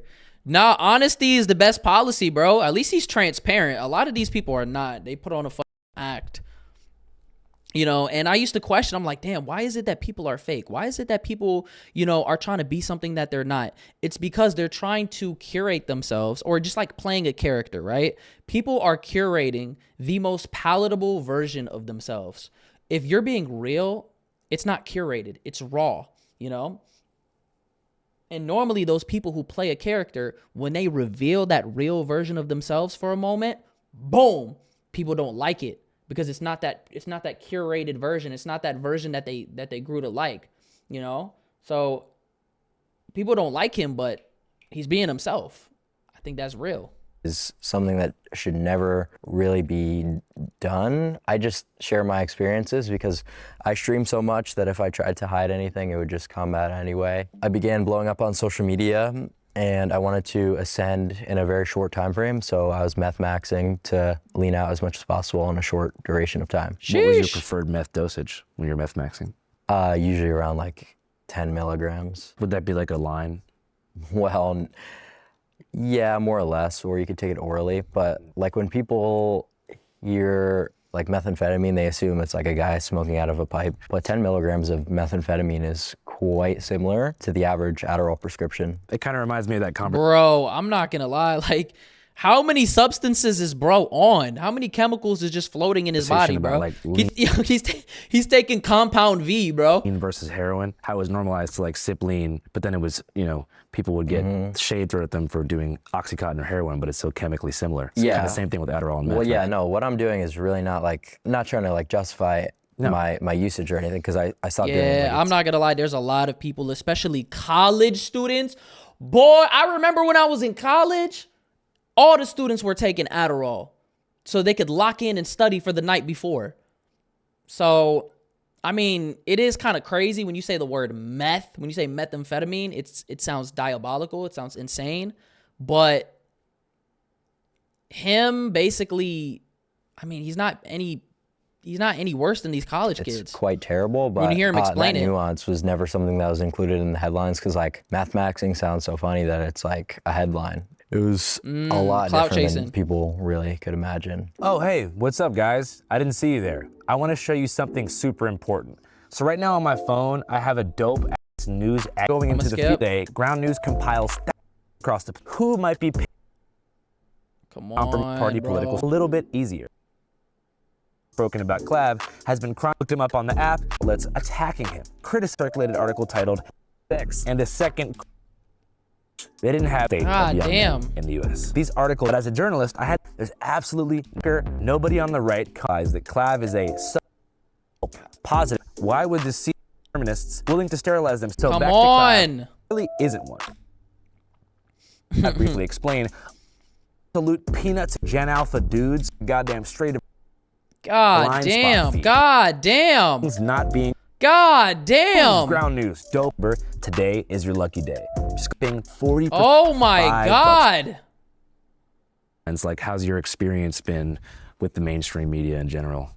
Like a lot more positive than a lot of people think it should be. people really want to tie looks maxing to some type of political movement, whether it be, you know, left wing, right wing, whatever. But it is completely apolitical, and I've had good experiences with reporters on both sides of the aisle, and they've, you know, just written based on their experiences, not trying to hit piece me in a lot of regards. So I think that has like thrown people off. If like, you know, GQ, for example, wrote like a nice article because we spent the day with the reporter, he got an honest insight into my... But it's also because he's a little bit, I mean, he's got more connections with people that are right-leaning, and the way that he carries himself is of somebody that is right-leaning, saying the N-word, hanging around Nick Fuentes. So people are going to automatically assume that he's right-wing. I mean, he's obviously not extremely right, but he's definitely right-leaning. Routine, my protocol, whatever. It's like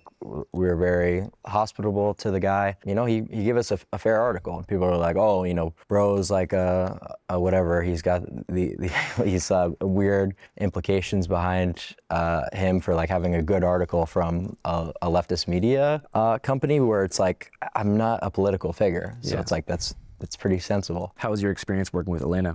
Elena's great. Yeah. I think she's a very nice girl. And I'm glad we got to do that collaboration, because that was like one of the key things talked about in looks maxing is like a lot of the male models, like the PSL gods. PSL gods, it's like referred to. Not to be like, obviously, what's the word for it?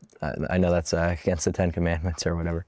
Sinful. Yeah, not to be sinful or whatever. That's just how it's referred to on internet forums. Obviously, idealization of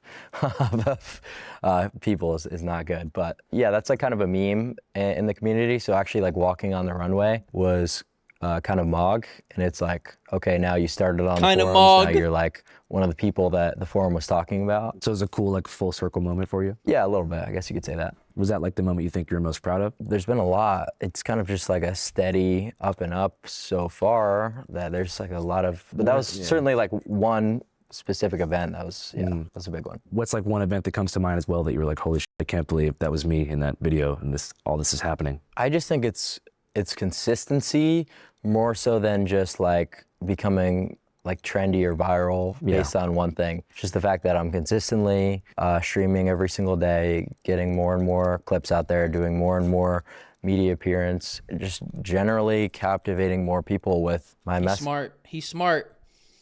He knows when you stream, that's popcorn content, so you got to keep flooding the algorithm. You're only as good as your previous stream. I mean, I guess he's doing like a mogathon, right? Where he's mogging for like 30 days straight. That's smart. Him being on all these podcasts and doing all this shit. I mean, the clips are going to keep going. He's being exposed to a wider audience. He's right. He's capitalizing on it really good, bro, because in my opinion, bro, when he first started coming around to like Cuff 'em and Cheezer, you know, it kind of seemed like he was more of just like a TikTok trend. But now he's managed to like break from like the TikTok into the streaming world, and now he's kind of breaking into the mainstream. And it's just really crazy, bro. It is really insane how he's flipped everything. Because it resonates super well with a society of men who are really not that well off in a lot of regards. In what sense? Like, what do you think are the main things that men are suffering from? Let's talk about it. Economic struggle, facts, lack of success in the dating market, hypergamy, stuff like that. But your idea is to sort of withdraw from the dating market to an extent and pursue self-improvement in a way to ascend in a way that doesn't put you in last place. I think you're going to be wasting your time entering the dating market until you are maximized. In career and aesthetic? In every metric, yeah, really. I know you hate talking about politics, and the last thing I want to do is trap you in a politics. I'm going to be honest, what he said is right. I just literally said it. If you're going to go on these dating apps and you're going to be busted, or you're going to be mid, and you don't have shit going for yourself, and you're not interesting, and you don't have bread, because these women are going to want to I just want to have a friend that I can go and hang out with. That means I want you to go and take me out on a date. You're going to go, and I want to hang out with somebody means I want you to go take the initiative to pick where we're going to go. You're going to pick where we're going to go, and you got to pick all this shit, and you're going to you got to be the best choice. Explore. I just read a message. Remember, the woman said she was exploring her options. So if you're not her best option, you're not getting with that woman, you know, and you're competing with a bunch of other men for mid shorties. I'm just going to be real. So yes, what he said is right. And it's like, you don't really realize it until you're experiencing it. Like, you don't realize how bad it is. Because you could be like I probably like, objectively, maybe a 5. You know, objectively, I'm like a 5. So, no luck. No luck. So imagine if I was an 8 or like a 7. It'd be up, you know? So what he's saying is right. You have to maximize every single aspect of yourself, because here's the truth of the matter. Is useless. It's so useless. If you're a man, you're remotely invisible. You don't have to walk outside and worry about, oh, it's late at night, somebody's gonna run up on me and blah, blah, blah, blah, blah. You have to worry about somebody trying to rob your ass. But your dick is useless. They're not trying to take your dick. You feel me? You're not having to worry about being approached by women unless you actually are a really good looking guy, or like a man that actually got some going. Exactly, a self-defense keychain. We don't walk around with that shit. I could walk out at night and nobody will want to have to do, they're not going to want anything to do with me because it's useless. It's literally useless. But if you got a coochie, that's value. That you have that automatic value, bro, because men are going to, it's kind of it's a man's role for us to come up to you.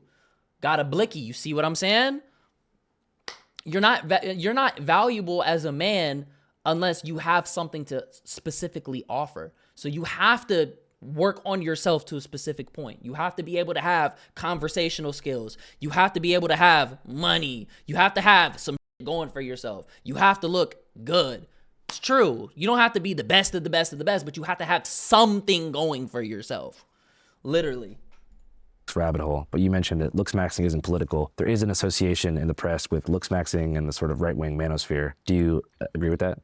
It's more so just the fact that I've collaborated with like people who say like edgy things, but that's my brand. It's like I really don't care. Like I'm really not trying to be like PR or whatever. It would just be too much work, really. So yeah. I think red pill is right wing. Red pill is right wing. I think black pill is something different altogether. I think Clav is right leaning though. Because if you guys remember the 2023 looks maxing, it wasn't viewed like how the 2025 looks maxing was. It was about mewing. It was, remember the Rizzler? You do this. It was more like lighthearted. It wasn't associated with anything political. It wasn't until Clavicular came up I guess people did that. They've tried to do that, but in terms of my actual political ideology and whether or not looks maxing has any political implications, it doesn't. So, and looks maxing is bigger than myself, right? So even if I were to hypothetically be right or left wing, it wouldn't change the fact that looks maxing is apolitical. What does the S and PSL stand for? Slut hate. .com. That's a pretty intense like word, right? Yeah, I would say so. You don't think that like veers towards sort of like a anti-woman vibe? Well, that's not really a looks maxing. Listen, I love my thotties. But at the end of the day, is being a thought a net positive for society?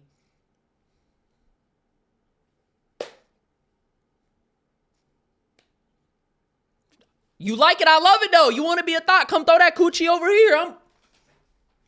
I'm gonna catch it, but like, come on, bro. But it's in the greater orbit. Yeah.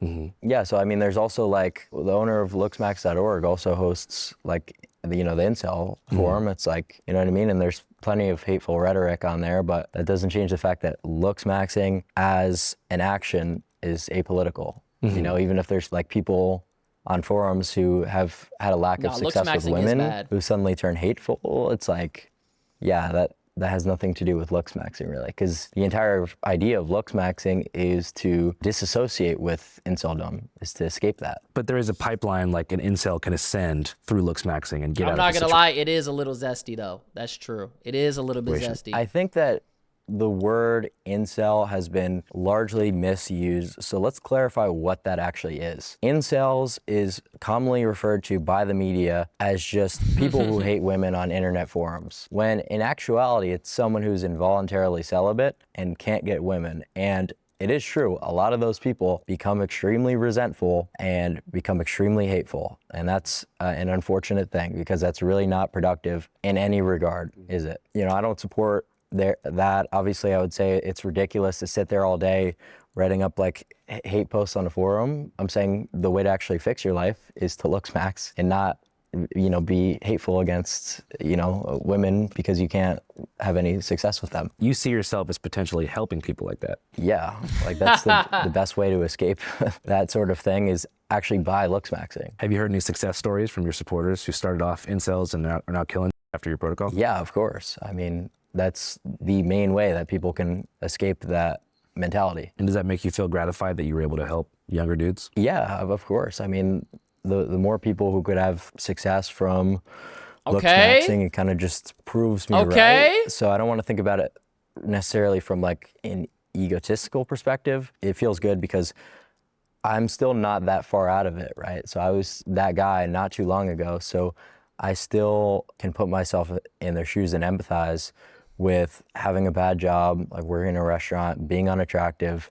not being able to get girls. It's not like I'm, 40 years old with a long and successful media career. I just started doing this. And yeah, maybe I'm successful now and my life is a little bit different than it was, but it's not, completely out of my hindsight. As far as the mechanics of bro, if you really think about it though, he basically proved what he believed right. If you think about it. Cause think about before he started look smaxing, he was broke. Nobody gave a fuck about him. He was maidenless. Then he just pretty much slammed look smaxing. It was like a 16-leg parlay. He just put everything he had into it, and it ended up paying out. And now he's rich and successful. It's to the point now where he's built a name. He don't got to get that double jaw surgery. He ain't got to do all that, bro. the stuff you do here, like how He's much talking like, no, it's just real. Like, think about it. We live in a world where looks is everything, Bruh, I mean, that's kick, though. That's diabolical. That's literally diabolical, bro. But I think by him being so like caught up in this shit, though, like it got people's attention. Like how many hours per day this month are you streaming? Well, we're streaming 24/7 for the whole marathon. Like, see? Holy shit. Is that exhausting for you? Yeah, it's been quite brutal so far. In what sense? Just like lack of sleep, because sometimes we'll have a segment that comes about late in the night, and then you're up till 6, 7 in the morning. And then the next day is cooked, and then you try to reset your sleep schedule. You can't fall asleep. So that sort of thing has been quite exhausting. What have been some of your favorite moments from the stream so far this month? Favorite moments from the stream, we did a couple collabs. Like Blueface was a really exciting one because that was someone we were listening to throughout the come up of my streaming career. I didn't know you were a rap fan. Yeah, I like all sorts of music. And then we collabed with Ryan Garcia also, same day. That was a good so it's hook. pretty cool to see that. It's always just funny when you see. Yeah, he got vantage points that he steps on to look taller. That's like insecurity though. That's insecurity though. That's actually diabolical, bro. I'm not gonna be walking around trying to look like I'm 6 feet tall, standing on books, trying to pick the right angle. Like that's crazy. People in real life that you've only seen on like a TV growing up. I mean, you gotta understand though, like the reason why somebody like a Clavicular is becoming big, and the reason why this is like a whole movement is because society has continued to fail in its treatment of young men. It does. It keeps treating it like the thing is, there's not a space. There's not real safe spaces, right? For men and men's issues. Men's issues get blown off and they typically get treated very badly, and they constantly are told all the problems about them. Oh my God, patriarchy, this, that, and the third, boop, boop, boop, boop, boop. And so men don't have a space to be men because everything that men do is criticized. You feel me?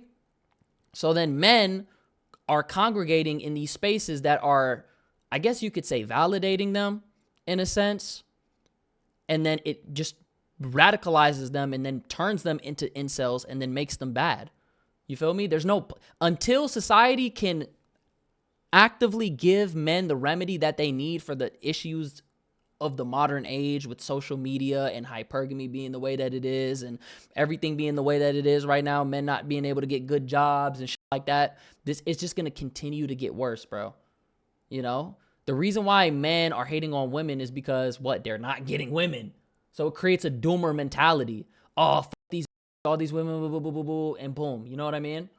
So it is crazy, bro. Crazy, you're clipping and distribution. And let's be real, some of these women are mid and they're getting gassed the fuck up, bro. Like there's some women that are running around calling themselves baddie. Oh, you ain't never been with a baddie before. You're not a baddie. A baddie isn't a title that you give yourself. It's a baddie. A baddie is something that people give you. And if your homegirls are calling you a baddie, they're being nice. Because the moment that you fall out and you get in an argument, they're going to throw every insecurity that you ever told them straight to your face. And that's how a lot of female friend groups are. They be bashing each other on the low. It's true. And then they be fake acting like friends when they hang around each other. Ladies, y'all know it's true. But that's the reason. That's the reason why he can be big, bro. Style. Who are your influences in that regard? In terms of the clipping, that's not something that we really have any control over. Like in a lot of the clips actually make me look like quite jester because it's paid. More like in a lot of the clips. What?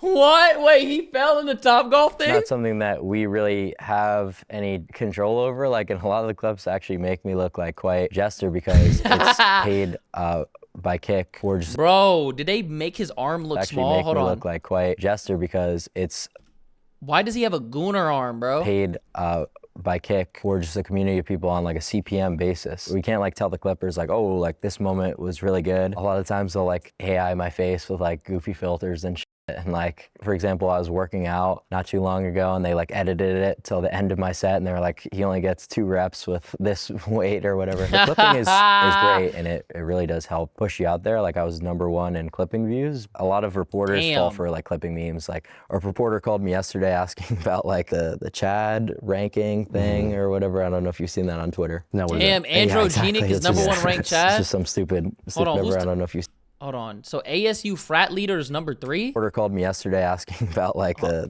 hold on, I need to see who's here. Biggest drops. ASU Foyd brother. Chad ranking thing. Bro, Marlon is not in the top 3. That's diabolical. Who is V Mogsu? Where's Marlon? Or whatever. I don't know if you've seen that on Twitter. No, what is that? Where's Duke? Yeah, exactly. It's just it's just some stupid Twitter meme. But they think it's like actually part of the movement sometimes. Did you expect that the frame mogging ASU frat leader clip would go as viral as it did?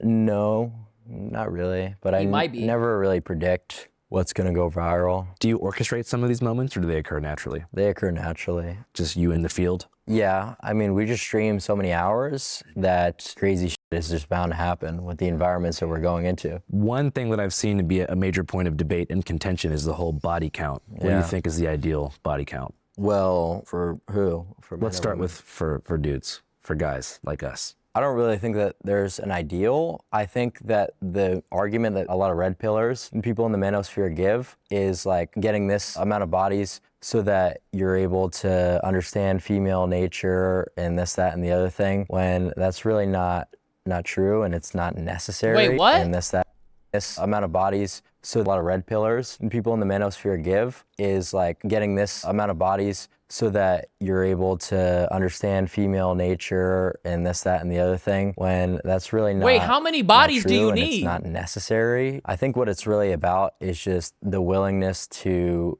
like put your foot down in bad relationships and leave. Because a lot of dudes are so desperate, they finally get that girlfriend and they're so unwilling to lose it that they just have their girlfriend walking all over them, not respecting them. Yeah, a lot of dudes don't have a backbone. That is true.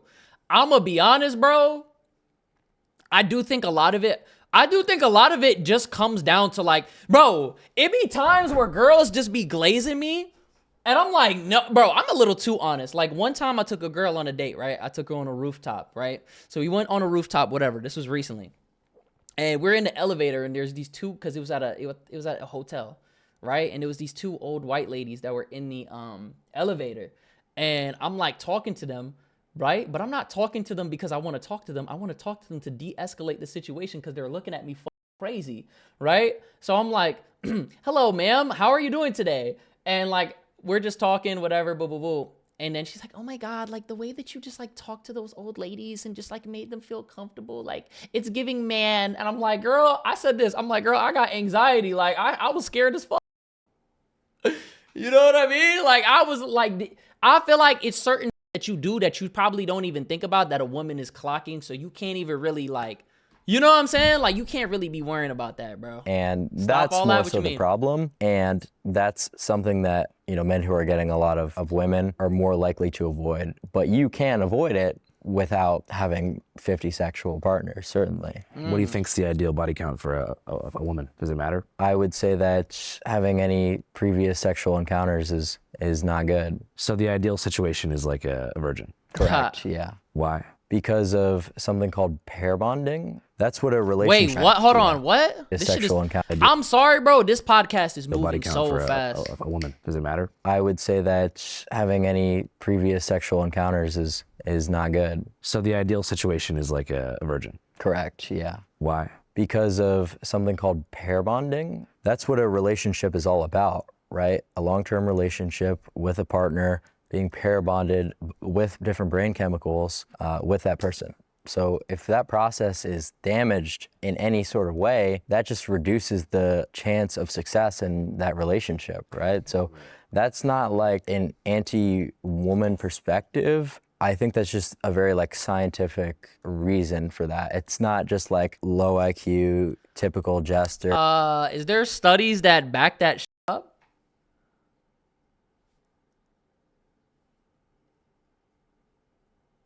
He's making it seem like, oh, if you got a body, you're just cooked. I don't know. I feel like, unpopular opinion, I don't think relationships are dictated. Serious long-term relationships, I don't think they're dictated off of how you feel about somebody. I think long-term relationships are dictated out of loyalty.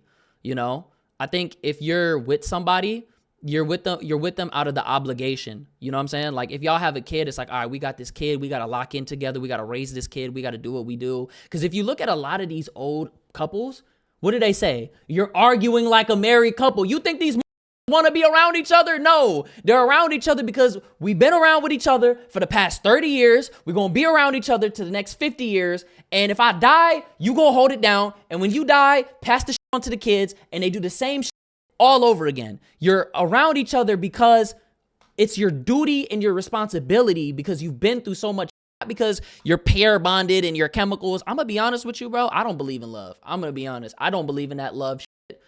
I grew up in a single parent household. Love don't mean.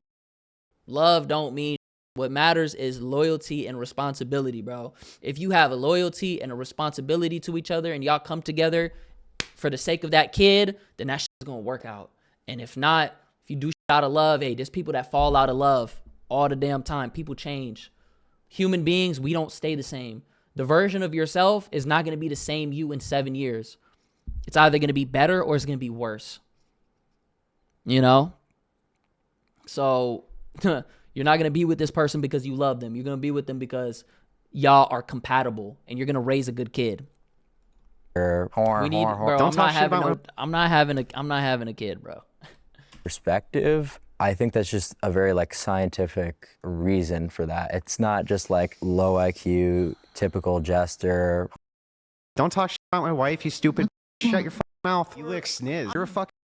That's really like all that you get. You know, saying the word like, and it's like, if you're just gonna do that without, you know, giving any reason on why the promiscuity is bad, then you're just like a jester. It doesn't mean anything. So do you think males lose pair bonding value in the same way that women do as they get No, increased? it's a little bit different. How come you think? Well, just the way that our brain chemistries are different, right? So, and it's also not necessarily a bad thing, because it's like we're talking about before, the ability to put your foot down and leave bad situations, because the framing in a relationship has for centuries. Oh, that was the OF model that stabbed her boyfriend, huh? That girl is psycho. She was doing thirst traps at the court, bro. That girl is crazy. I feel like men and women are different. I do think they are different. Do I think every single woman is wired the same? No. But I do think most women want to settle down with a man. They're a little more, it's like more of a Disney fantasy for women, I feel like. With men, it's a little different because we live two different lives. You know what I mean? I feel like it's different. We serve two different roles, you know?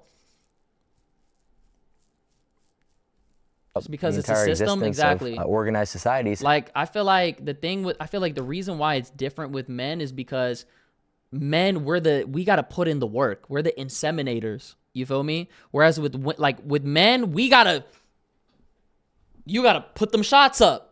So you're kind of more conditioned to speak to multiple people at once in terms of trying to get the shot to land and get lucky so that you could get to that point. I feel like with women, it's about attracting as many men as you can and then picking the best one that, okay, what you do, And like, you're talking to those people, but you're talking to rule them out. You're not talking to bring them in. With men, it's like we talk to women to bring them in. Do you see the difference? So I think it's different in terms of, that's why men could be able to be with more women at once. Whereas with women, they're looking to eliminate. Men, we're looking to gain. There's a difference. I believe because men provide with security, which women need. Yes. Agreed. Yep, has Agreed. for centuries throughout the entire existence of organized societies has been in the favor of men, right? It's been male-dominated societies. That's sort of what needs At least he kept it real when he said that. to be restored. Don't you think you maybe want a more experienced partner so that that person has better understanding? I don't know of about all human that. intimacy. I don't know about all that where it's like, okay, boom, it needs to be restored. I feel like the thing about life and society is that shit is constantly progressing, whether you like it or not. And we're at a point, I mean, bro, there was a point in time where women were literally seen as like subhuman, you know? So I think it's going to make sense to implement women, and it's just going to make society better because women exist and live in society, you know, and bringing different types of people from different backgrounds and different creeds is going to make us coexist so much better. That's what I think. You feel me? Because that's not life constantly changes. It's not the same. It's not meant to be the same. The problems of today are not the problems of yesterday. You know, I feel like we've covered so much ground, and we're just going to continue to cover more ground. You know? This is intended for, right? That's, yeah, like it's enjoyable to have sex with women, but that's not the intention behind it, and that was never meant to be. This is like a very new thing in the context of history. People just have regular sex with random people for pure pleasure and then never talk to them again. But weren't the ancient Romans on some like gay orgy vibes? And like samurais were on some gay shit? First of all, it's not even the Romans necessarily, it was more so the army, but like what's the relevance of that? But you're talking about the people having sex for pleasure as a new thing and that beforehand it was not used for that purpose. I said generally. Generally, got you. But wait, didn't he just say the exact opposite? Didn't he say that people do that and then they whatever? I don't want to go to work. Nah, take that out of work. Uma, what's good? Uma, how are you doing today? Welcome in. It's good to see you in here. We're already being controlled. Might as well take control of the things that you can. You have to. Yo, Ja, what's good, Ja? You working right now? Yes, sir. Yes, sir. That's what I like to hear. I mean, I'm pretty sure people were having sex back in the day. The thing is, though, back then, if you probably had sex outside of marriage or you were having casual sex with somebody, this might get flagged. The live might get flagged if I keep saying that. If you have that intimate relationship with somebody, I think that's better to say, then you'd probably get stoned to death. You'd probably be ostracized from society. You might get killed or locked up because back then it was extremely religious. You know, religion was the framework for society because it was a way that people quantified life before science was predominant and we had the studies and the literature of everything that we have now. And I think it was the baseline of morality. Now, I think they probably did it, but they didn't say anything. Like, did you ever see the chart of like left-handed people? Left-handed people chart, right? Look at this chart. This is a chart of left-handed people over time. It's not that left-handed people just gradually surged up between the years of 1920 and 1940. It's the fact that people said that they were left-handed because back then, if you said you were left-handed, then it was considered a bad thing. People looked at you like you were demonic or you were evil. Like in Islam, if you eat with your left hand, you're eating with the devil's hand. That's the thing. You know, in certain religions, left hand is signified as the devil. So if you were left-handed, people would probably look at you crazy. So people would probably fake act like they were right-handed. That doesn't mean that it didn't happen back then, you know? So that's why that shit went up. Same thing with divorce, literally. So I think people were having those experiences back in the day. They just probably kept that shit under wraps, you know? All right, let me get this. That shit is like up right now. I'm gonna have to reset my computer. Yeah, in terms of relationship, just because like Roman soldiers who hadn't seen their wives and have no ability to see their wives were homosexual, that doesn't, change what I'm saying. But it was outliers back then. Yeah, it almost is like the same context as people in prison who aren't able to have sex with their wife. So back to what you were saying, which I think is super interesting. You're saying you feel like nowadays the relationship and human intimacy and sex has changed. Yeah. 100%. How was that? Hold on. How was that even something that's going to be disputed? That's 100% true. We live in the most socially distant yet most socially interconnected society ever. Even Andrew Callahan said that earlier in the interview when he referenced that little article. People speak nowadays mainly through the internet. Studies show that you're probably going to meet the person that you're going to be with through the internet. You know? Why you think apps are such a big thing? Because people are looking to meet their partner. Everything is laid out. That's the world that we live in. We live in an online digital age. So how was that crazy? Sense that before it was more just about procreation? Yeah, more about intimacy, procreation, bonding with your partner, and now that really doesn't exist. And what do you think, I guess, hypersexualized our society? The sexual revolution, clubbing culture, just it being normalized, contraceptives. Bro, clubbing culture is dead. What are you talking about? Clubbing culture is dead right now. It's at a low point. Clubbing culture, back in the day, people used to dance, have fun. Dude, the alcohol industry is missing out on 500 million? They're down $830 billion. People aren't drinking anymore. They're not going out and turning up anymore. Club culture is dead. So what are we talking about? And then if you live in America, man, the friends only is at an all-time high right now. That's $1 billion industry. So people and birth rates are having low. Most men are reporting, what was it, like 1 in 4 men are virgins? I don't think anything is hypersexual. I don't think it's as hypersexual as it's being perceived to be. I think we're actually in a drought when it comes to that. I think people need to be going out and doing more. Revolution, clubbing culture, just it being normalized, contraceptives, all that kind of stuff. So relatively new stuff. Like you're talking pretty much since like the mid 1900s. Yeah. Yeah. Mm-hmm. And what do you think was the greater agenda at play there? Do you think it was just people losing their family values, or? I don't really think that matters. The greater agenda at play, like that's just gonna be a lot of like conspiratorial talk. It just doesn't matter. I more mean like just after World War II ends, like the hippie movement starts and you have this sort of like you said, sexual revolution, people expressing themselves in new ways and kind of just like subcultures emerging. Like the divorce rate went up after that and all that stuff in the past 70 years. Well, yeah, and that's like people moving away from religion, like the Catholic Church doesn't allow divorce, or at least it's not supposed to. There's a variety of factors why people chose to sort of have this rebellion against traditionalism. And I mean, also you got to understand that a lot of the majority of divorces, aren't they initiated through bread? Like it's really economic. Main reasons for divorce. Let's see. Oh, lack of commitment is actually... Let me see. What is the number one? Let me look this up. Main reason. What is the main cause of divorce? I'm pretty sure it's bread. Okay, lack of commitment, constant arguing, infidelity, financial disagreement. So this is actually towards the middle. Okay, lack of commitment. Couples cite a lack of effort to work on the relationship, one partner carrying the load or just going through the motions.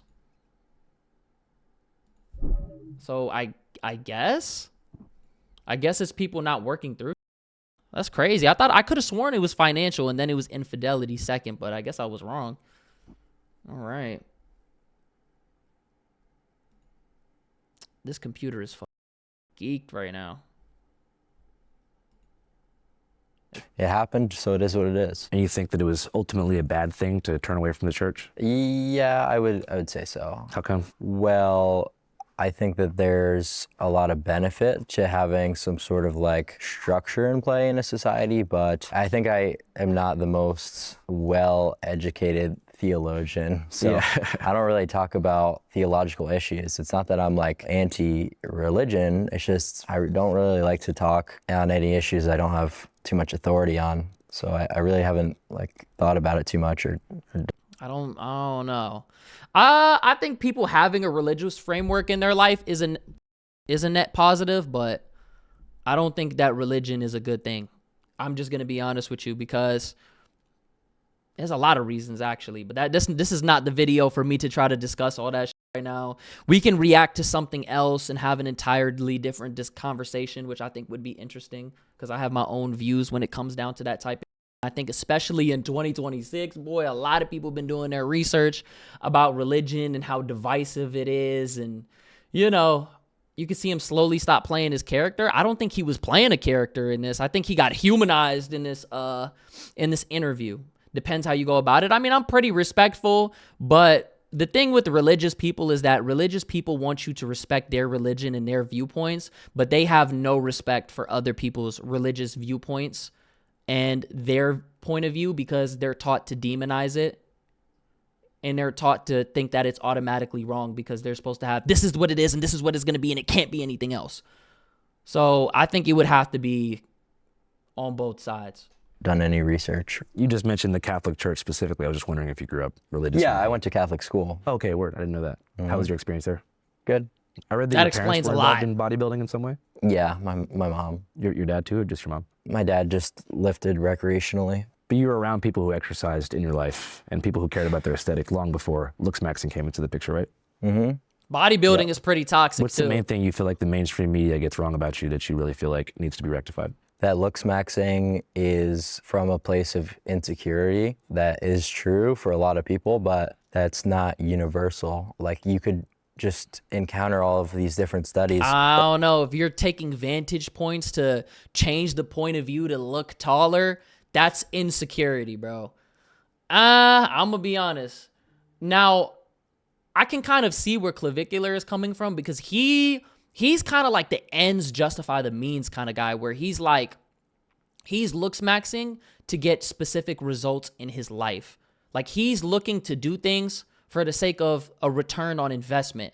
So I don't necessarily look at him and I'm like, oh, like, you're doing this out of insecurity, and Callahan isn't really pressing him in terms of that topic. So we don't really see it. That I'm referencing from like online dating apps, or, you know, stuff with looks correlating to higher average incomes, and decide, oh, it makes sense for me to dedicate my time to looks maxing because you calculate the ROI. I'm just confused, because it's like, on one hand, you're saying you want to like help men improve their aesthetics and succeed in life so that they don't feel so lonely and they're not so hateful and they can go out and succeed. But then you also say that like going out and dating and stuff's a waste of time and that you should prioritize looks maxing and aesthetic improvement. So I'm just trying to figure out like what the real goal is for improvement, because it kind of feels like a closed circle, you know? Bro, he just told you, I'm not gonna lie, that was disingenuous. He just told you that it improves every aspect of your life. And if you want better results when it comes to dating and relationships, you should focus on your looks. I'm not gonna lie, I feel like he's trying to take the interview a certain way, and like Clavicular been redirecting it the whole time, bro. To be honest, I think he's doing looks maxing out of insecurity and projecting that onto other men. I mean, I think we live in an interesting time where men are getting the short end of the stick when it comes to relationships and when it just comes to life in general, you know? I feel like times are really, really tough right now, economically, socially, as a man, especially when it comes down to building a relationship. I mean, as a guy, you're having to put in, I'm going to be honest with you, like 90% of the work, straight up. You're having to initiate the conversation, right? You see a girl, you have to walk up to her. You have to have the skills to have a good conversation with her, for her to not think that you're a fucking creep, right? Then you got to be able to rizz her up. You get her number, then you got to text her. You can't text her too soon because you look too available, right? But you have to show just enough interest so that she knows that you like her, and you got to make sure that you're flirty enough so that you're not in the friend zone, but you also have to make sure that you're not overly going so that she doesn't get overwhelmed by you. Then you got to book the date. You got to pick the place where you're going to go, right? Then you pick the place where you're going to go. You got to take her on a date. You think as a girl, if a man asks you on a date, you're going to pay for your own bill? No, you're going to catch the ick, and then you're never going to talk to that guy again. You're going to think he's weird. So you're going to have to go, and then you're going to have to book, you're going to have to pay for the date, right? And then boom. Bro, even if it's, bro, it doesn't matter if the person even looks like you. Even if it's somebody who's uglier than you, bro. It's still like that. I'm telling you. Especially if you go on, guess what? A dating app. A girl could look worse than you, and you're still, you lost. You get what I'm saying? Even if you lower your standard, even if she's fat and ugly, she's still gonna have more options than an average guy. You get what I'm saying? My fault. So then boom, right? So then boom, you take her out on a date. Now you have to have the conversational skills. You have to make her feel comfortable, right? The date has to go good so that you could lock in a second date, which guess what? You got to pay for again. Or you knock it out the park and then you take her home and then you beat the Doonies down, right? Or you work up to a point where you're eventually going to beat the Doonies. And as a woman, what did you have to do to that point? You just had to show up. You just had to be responsive. You know? And here's the thing. If the date doesn't go good, or if you're tired of the guy and you already f***ed him and you got everything, then you just ghost his ass. You feel me? So it's like, as a woman, like, what did you provide in that exchange besides having a coochie? I'm not saying that to be a hater. I'm saying that to say that's what the fuck men be going through. What did you have to do in that exchange besides show interest? And some women don't even be showing interest back when a man is talking to them. You get what I'm saying? Yo, son, what's good, son? What women you be finding? Regular women, bro. So it's like you working up to a specific point that it may not even work out. So it's like, as a guy, especially how many dates you got to pay for before you crack. Exactly. Some women, they want to wait till marriage, which I respect that. I think that's a beautiful thing, and I think you should definitely do that. I think that's actually better because, you should not be giving out your box to anybody. You shouldn't be having no loosey-goosey coochie, just passing it out. But, boom. You ever played Reanimal? I have. So you're maxing, and then you're putting into play any of the things we were talking about, like makeup is low OD. and maxing with pre-gab, for example, and going out and doing stuff like that. That just has a lower ROI if you haven't looks maxed. But you're gonna have a lack of success. Once you reach like maximum mog levels, maximum aesthetic, like when you become a true 10, at that point, then you get to do whatever you really feel is the path for you. And I couldn't tell you that, but whatever path that you decide, you're going to have a much easier time and you're gonna be a lot better off. So yeah, that is a hard thing for me to try to conceptualize and give a recommendation on, because I think I'm a lot different than the normal person in terms of like what I enjoy, activities I like to do. So yeah, that's why it might be like a little bit confusing, because I'm like leaving that part of the equation out of it. Yeah. That's because I don't know. You're you, I'm me, and we get to this spot of Oh being my God, maxed see, out, and I'm there's like, many look, this is gay. I'm just gonna be honest.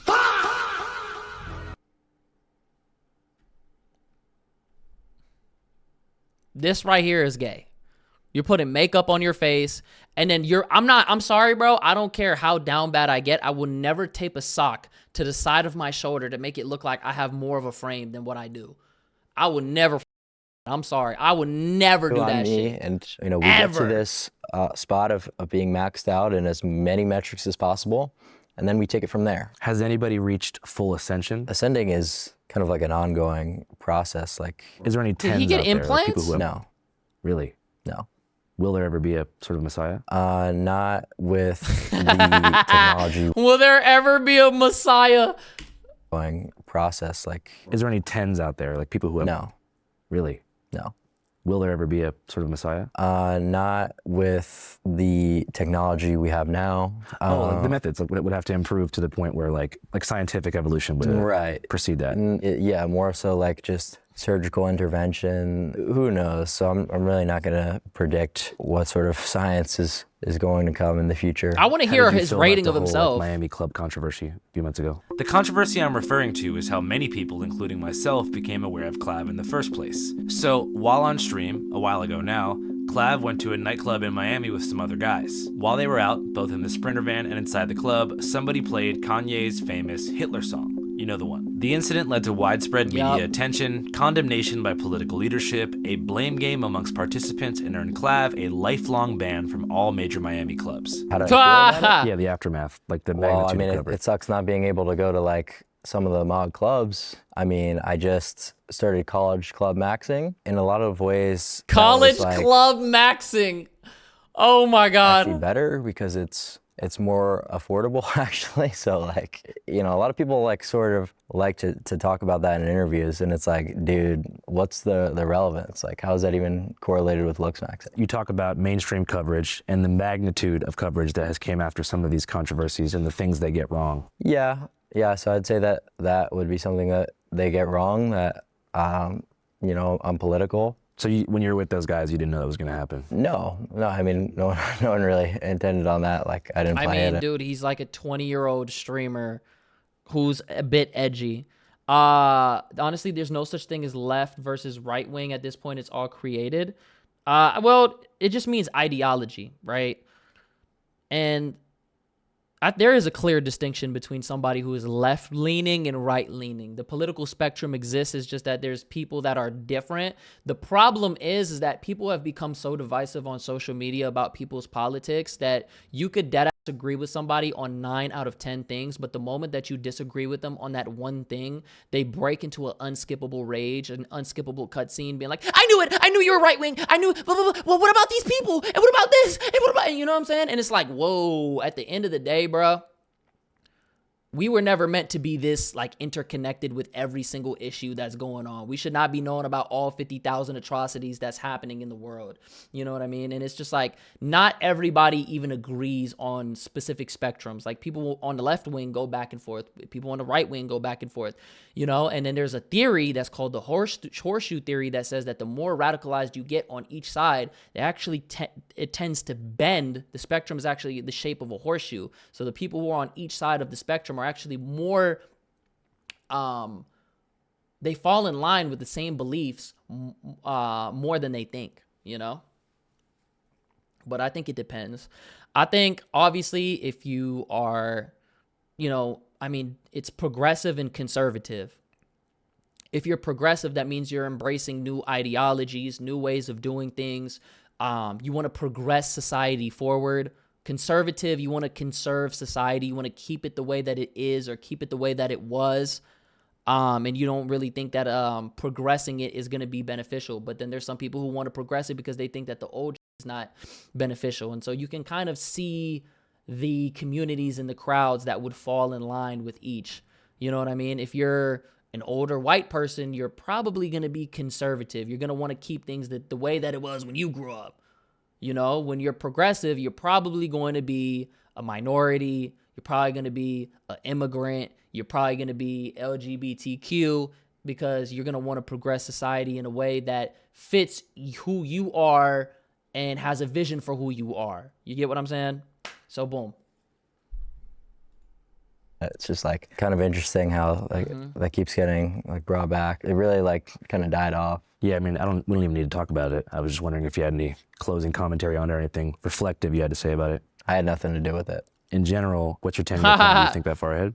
No. I was actually talking to one of my buddies the other day. Like, the goalpost is always moving, so it would be ridiculous to set a goal for yourself. You have a dream collaboration? I mean, there's a lot of people who I'd like to collaborate with, some bigger media personalities. I mean, having as many like press appearances as possible is always a good thing, because it allows you to talk to new audiences, right? You're targeting a little bit older of a demographic within Gen Z. Our demographic is basically the latest Gen Z. So like the average Channel 5 viewer is a 27-year-old American man. Whereas I'm like more Hey, 18 to that's 24. me! That's good. I think it's super interesting too, like the volume of content they seem to appreciate. They like content filmed over a long period of time, like 8 hours of content straight, and they want it live. Whereas our audience prefers a more polished, maybe 15-minute piece that's like a bunch of footage edited perfectly and have with like a narrative arc and a through line. Yeah, I think there's all sorts of media that people enjoy, but I think the main part of streaming that people enjoy is just like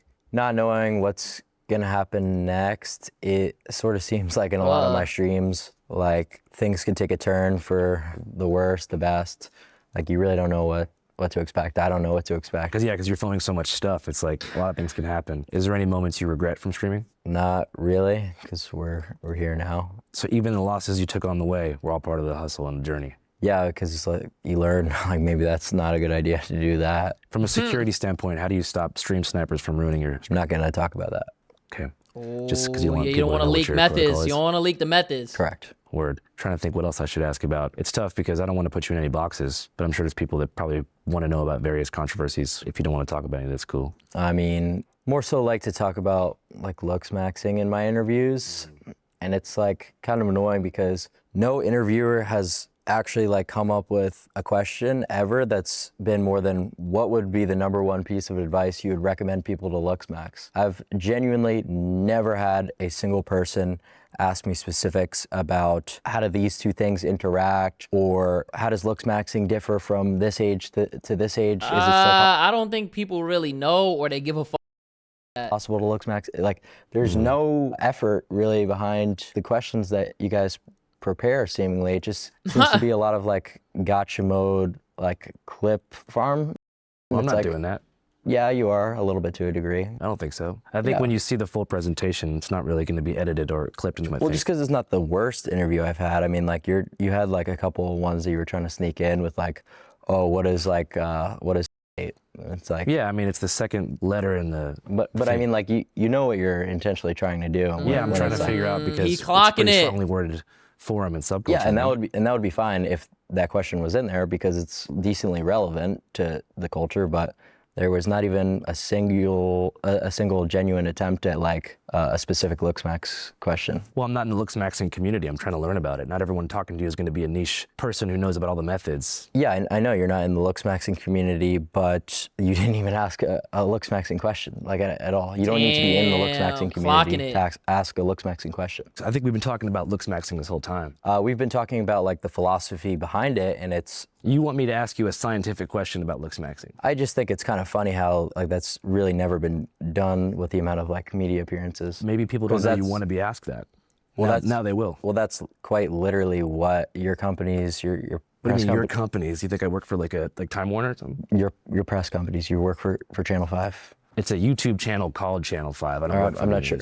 I'm the CEO of my own company. I don't have any agenda to play here. Holy semantics, dude. Like, so what's the big difference between working for an affiliate news station like Channel 5, the TV company? Well, the fact of the matter is, like, he's starting to get irritated. You guys specifically reach out. We want to interview him about looks maxing, and then you'll start asking like political questions, and I'm just like, okay, like I don't mind it. You know what I mean? I'm not really like afraid. It sounds like this is not his first rodeo and he was overly prepared. I mean, you could tell like Andrew was kind of leading the interview.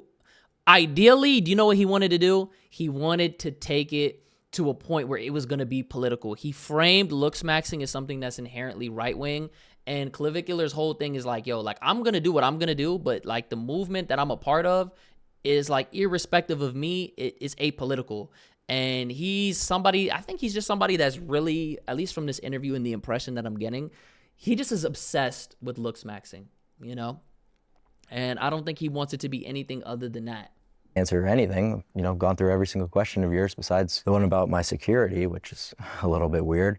But yeah, not She's starting to get irritated back. Anything in regards to looks max. Okay, what's a question I should ask? Well, that's up to you. It's Well, like, you're what am I going to tell you how to do your job? You're telling me you want me to ask you about specific scientific questions about different looks maxing methods. Well, I mean, And you're not happy with the question about the peptides or the bone smashing or anything like that? I mean, like, can you not identify like anything that you have a curiosity about? Like maybe, you know, you wake up with dark circles in your eyes one morning, and like, you know, even something like that. I mean, just like, even if you don't give a shit. Don't you have to put don't you put caffeine under your eyes to fix that? Would be like, at least, you know, you put a little bit of effort into. I think I've done a pretty good interview. From what like context? Because if it's from the context of what you guys reached out was your intention, then I would say that you've done a pretty job. All right, well, I think people probably want to learn about you, and that was what I was trying to give you the opportunity to do. Well, no, I know. I think that's totally fair, and that's I applaud you for that. But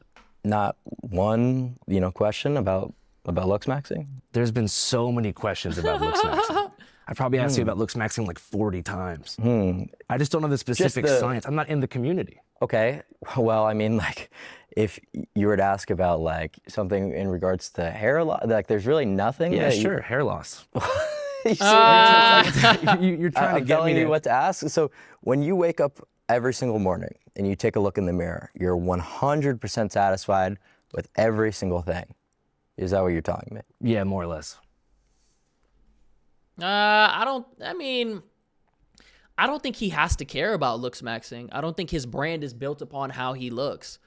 I think his content is really more based. I mean, he's an interviewer, bro. I don't think, look what he's wearing. I think bro is just more about his personality. And I think that's why people probably gravitate towards him. So it doesn't matter. Okay, dude. And Right, what's his political affiliation? Is he more like left wing? Because I be watching some of his. I don't know if he's right wing or left wing or whatever. And a lot of those like left wing dudes, I mean, they be having like the mullet with the corn star mustache, and that be working. Some girls love that. They be like, I want a guy who has a mustache. So if you have that big ass burly mustache, it works. You know. I don't know. I don't know if he's 100% satisfied, but I guess that's just, if you want to be completely disingenuous, that's fine with me. I guess there's just no point to continue. All right. Thank you for your time. Thank you. All right. Yep. he's ready for that. Thanks, guys. No worries. I think he handled it good. Yeah, no, everything's fine. We're all good. What is this? Who is this? Is this an assistant or something, bro? It's so crazy how streaming has changed, bro. You think, oh, you just see the setup and the camera, and you think, oh, okay, it's just good. It's just them and the camera. No, it's a whole production company, assistants, all type of shit behind the scenes helping with this shit. It's crazy. I don't think he was being disingenuous. I don't think Clav was being disingenuous at all. I think he was keeping it real. I think he said what was on his mind. I think this interview really did a good job at humanizing him. And I don't think he came off as a dickhead at all. I feel like it was some times where when he was like, oh, who would want to go out? That's like Jester. What is this that he said? You're Ladaring and shit. I think he said it a little bit cold, but when you realize that's just kind of how he is. Like, he's the guy where it's like, he's doing looks maxing, social media, all this shit. He's doing it for the reward. You know, he's doing it for everything is for the gain. So a lot of things that you're just doing out of enjoyment, he doesn't do for enjoyment. He's kind of almost like a robot, you know? I mean, he didn't say anything. He kind of took control of the interview. That things panned out the way they did. I was too overwhelmed with excitement to trip too hard about Clav cutting things short. I'd just gotten word hours prior that rapper and newly championed First Amendment icon Afro Man was down to give Channel 5 his first long-form exclusive interview after defeating the Adams County Sheriff's Department in Ohio, whose officers That's sued diabolical. Yep. That's a whole funny situation, but it is what it is. All right, YouTube, make sure you like, comment, subscribe. We'll catch y'all in the next one, man. We out.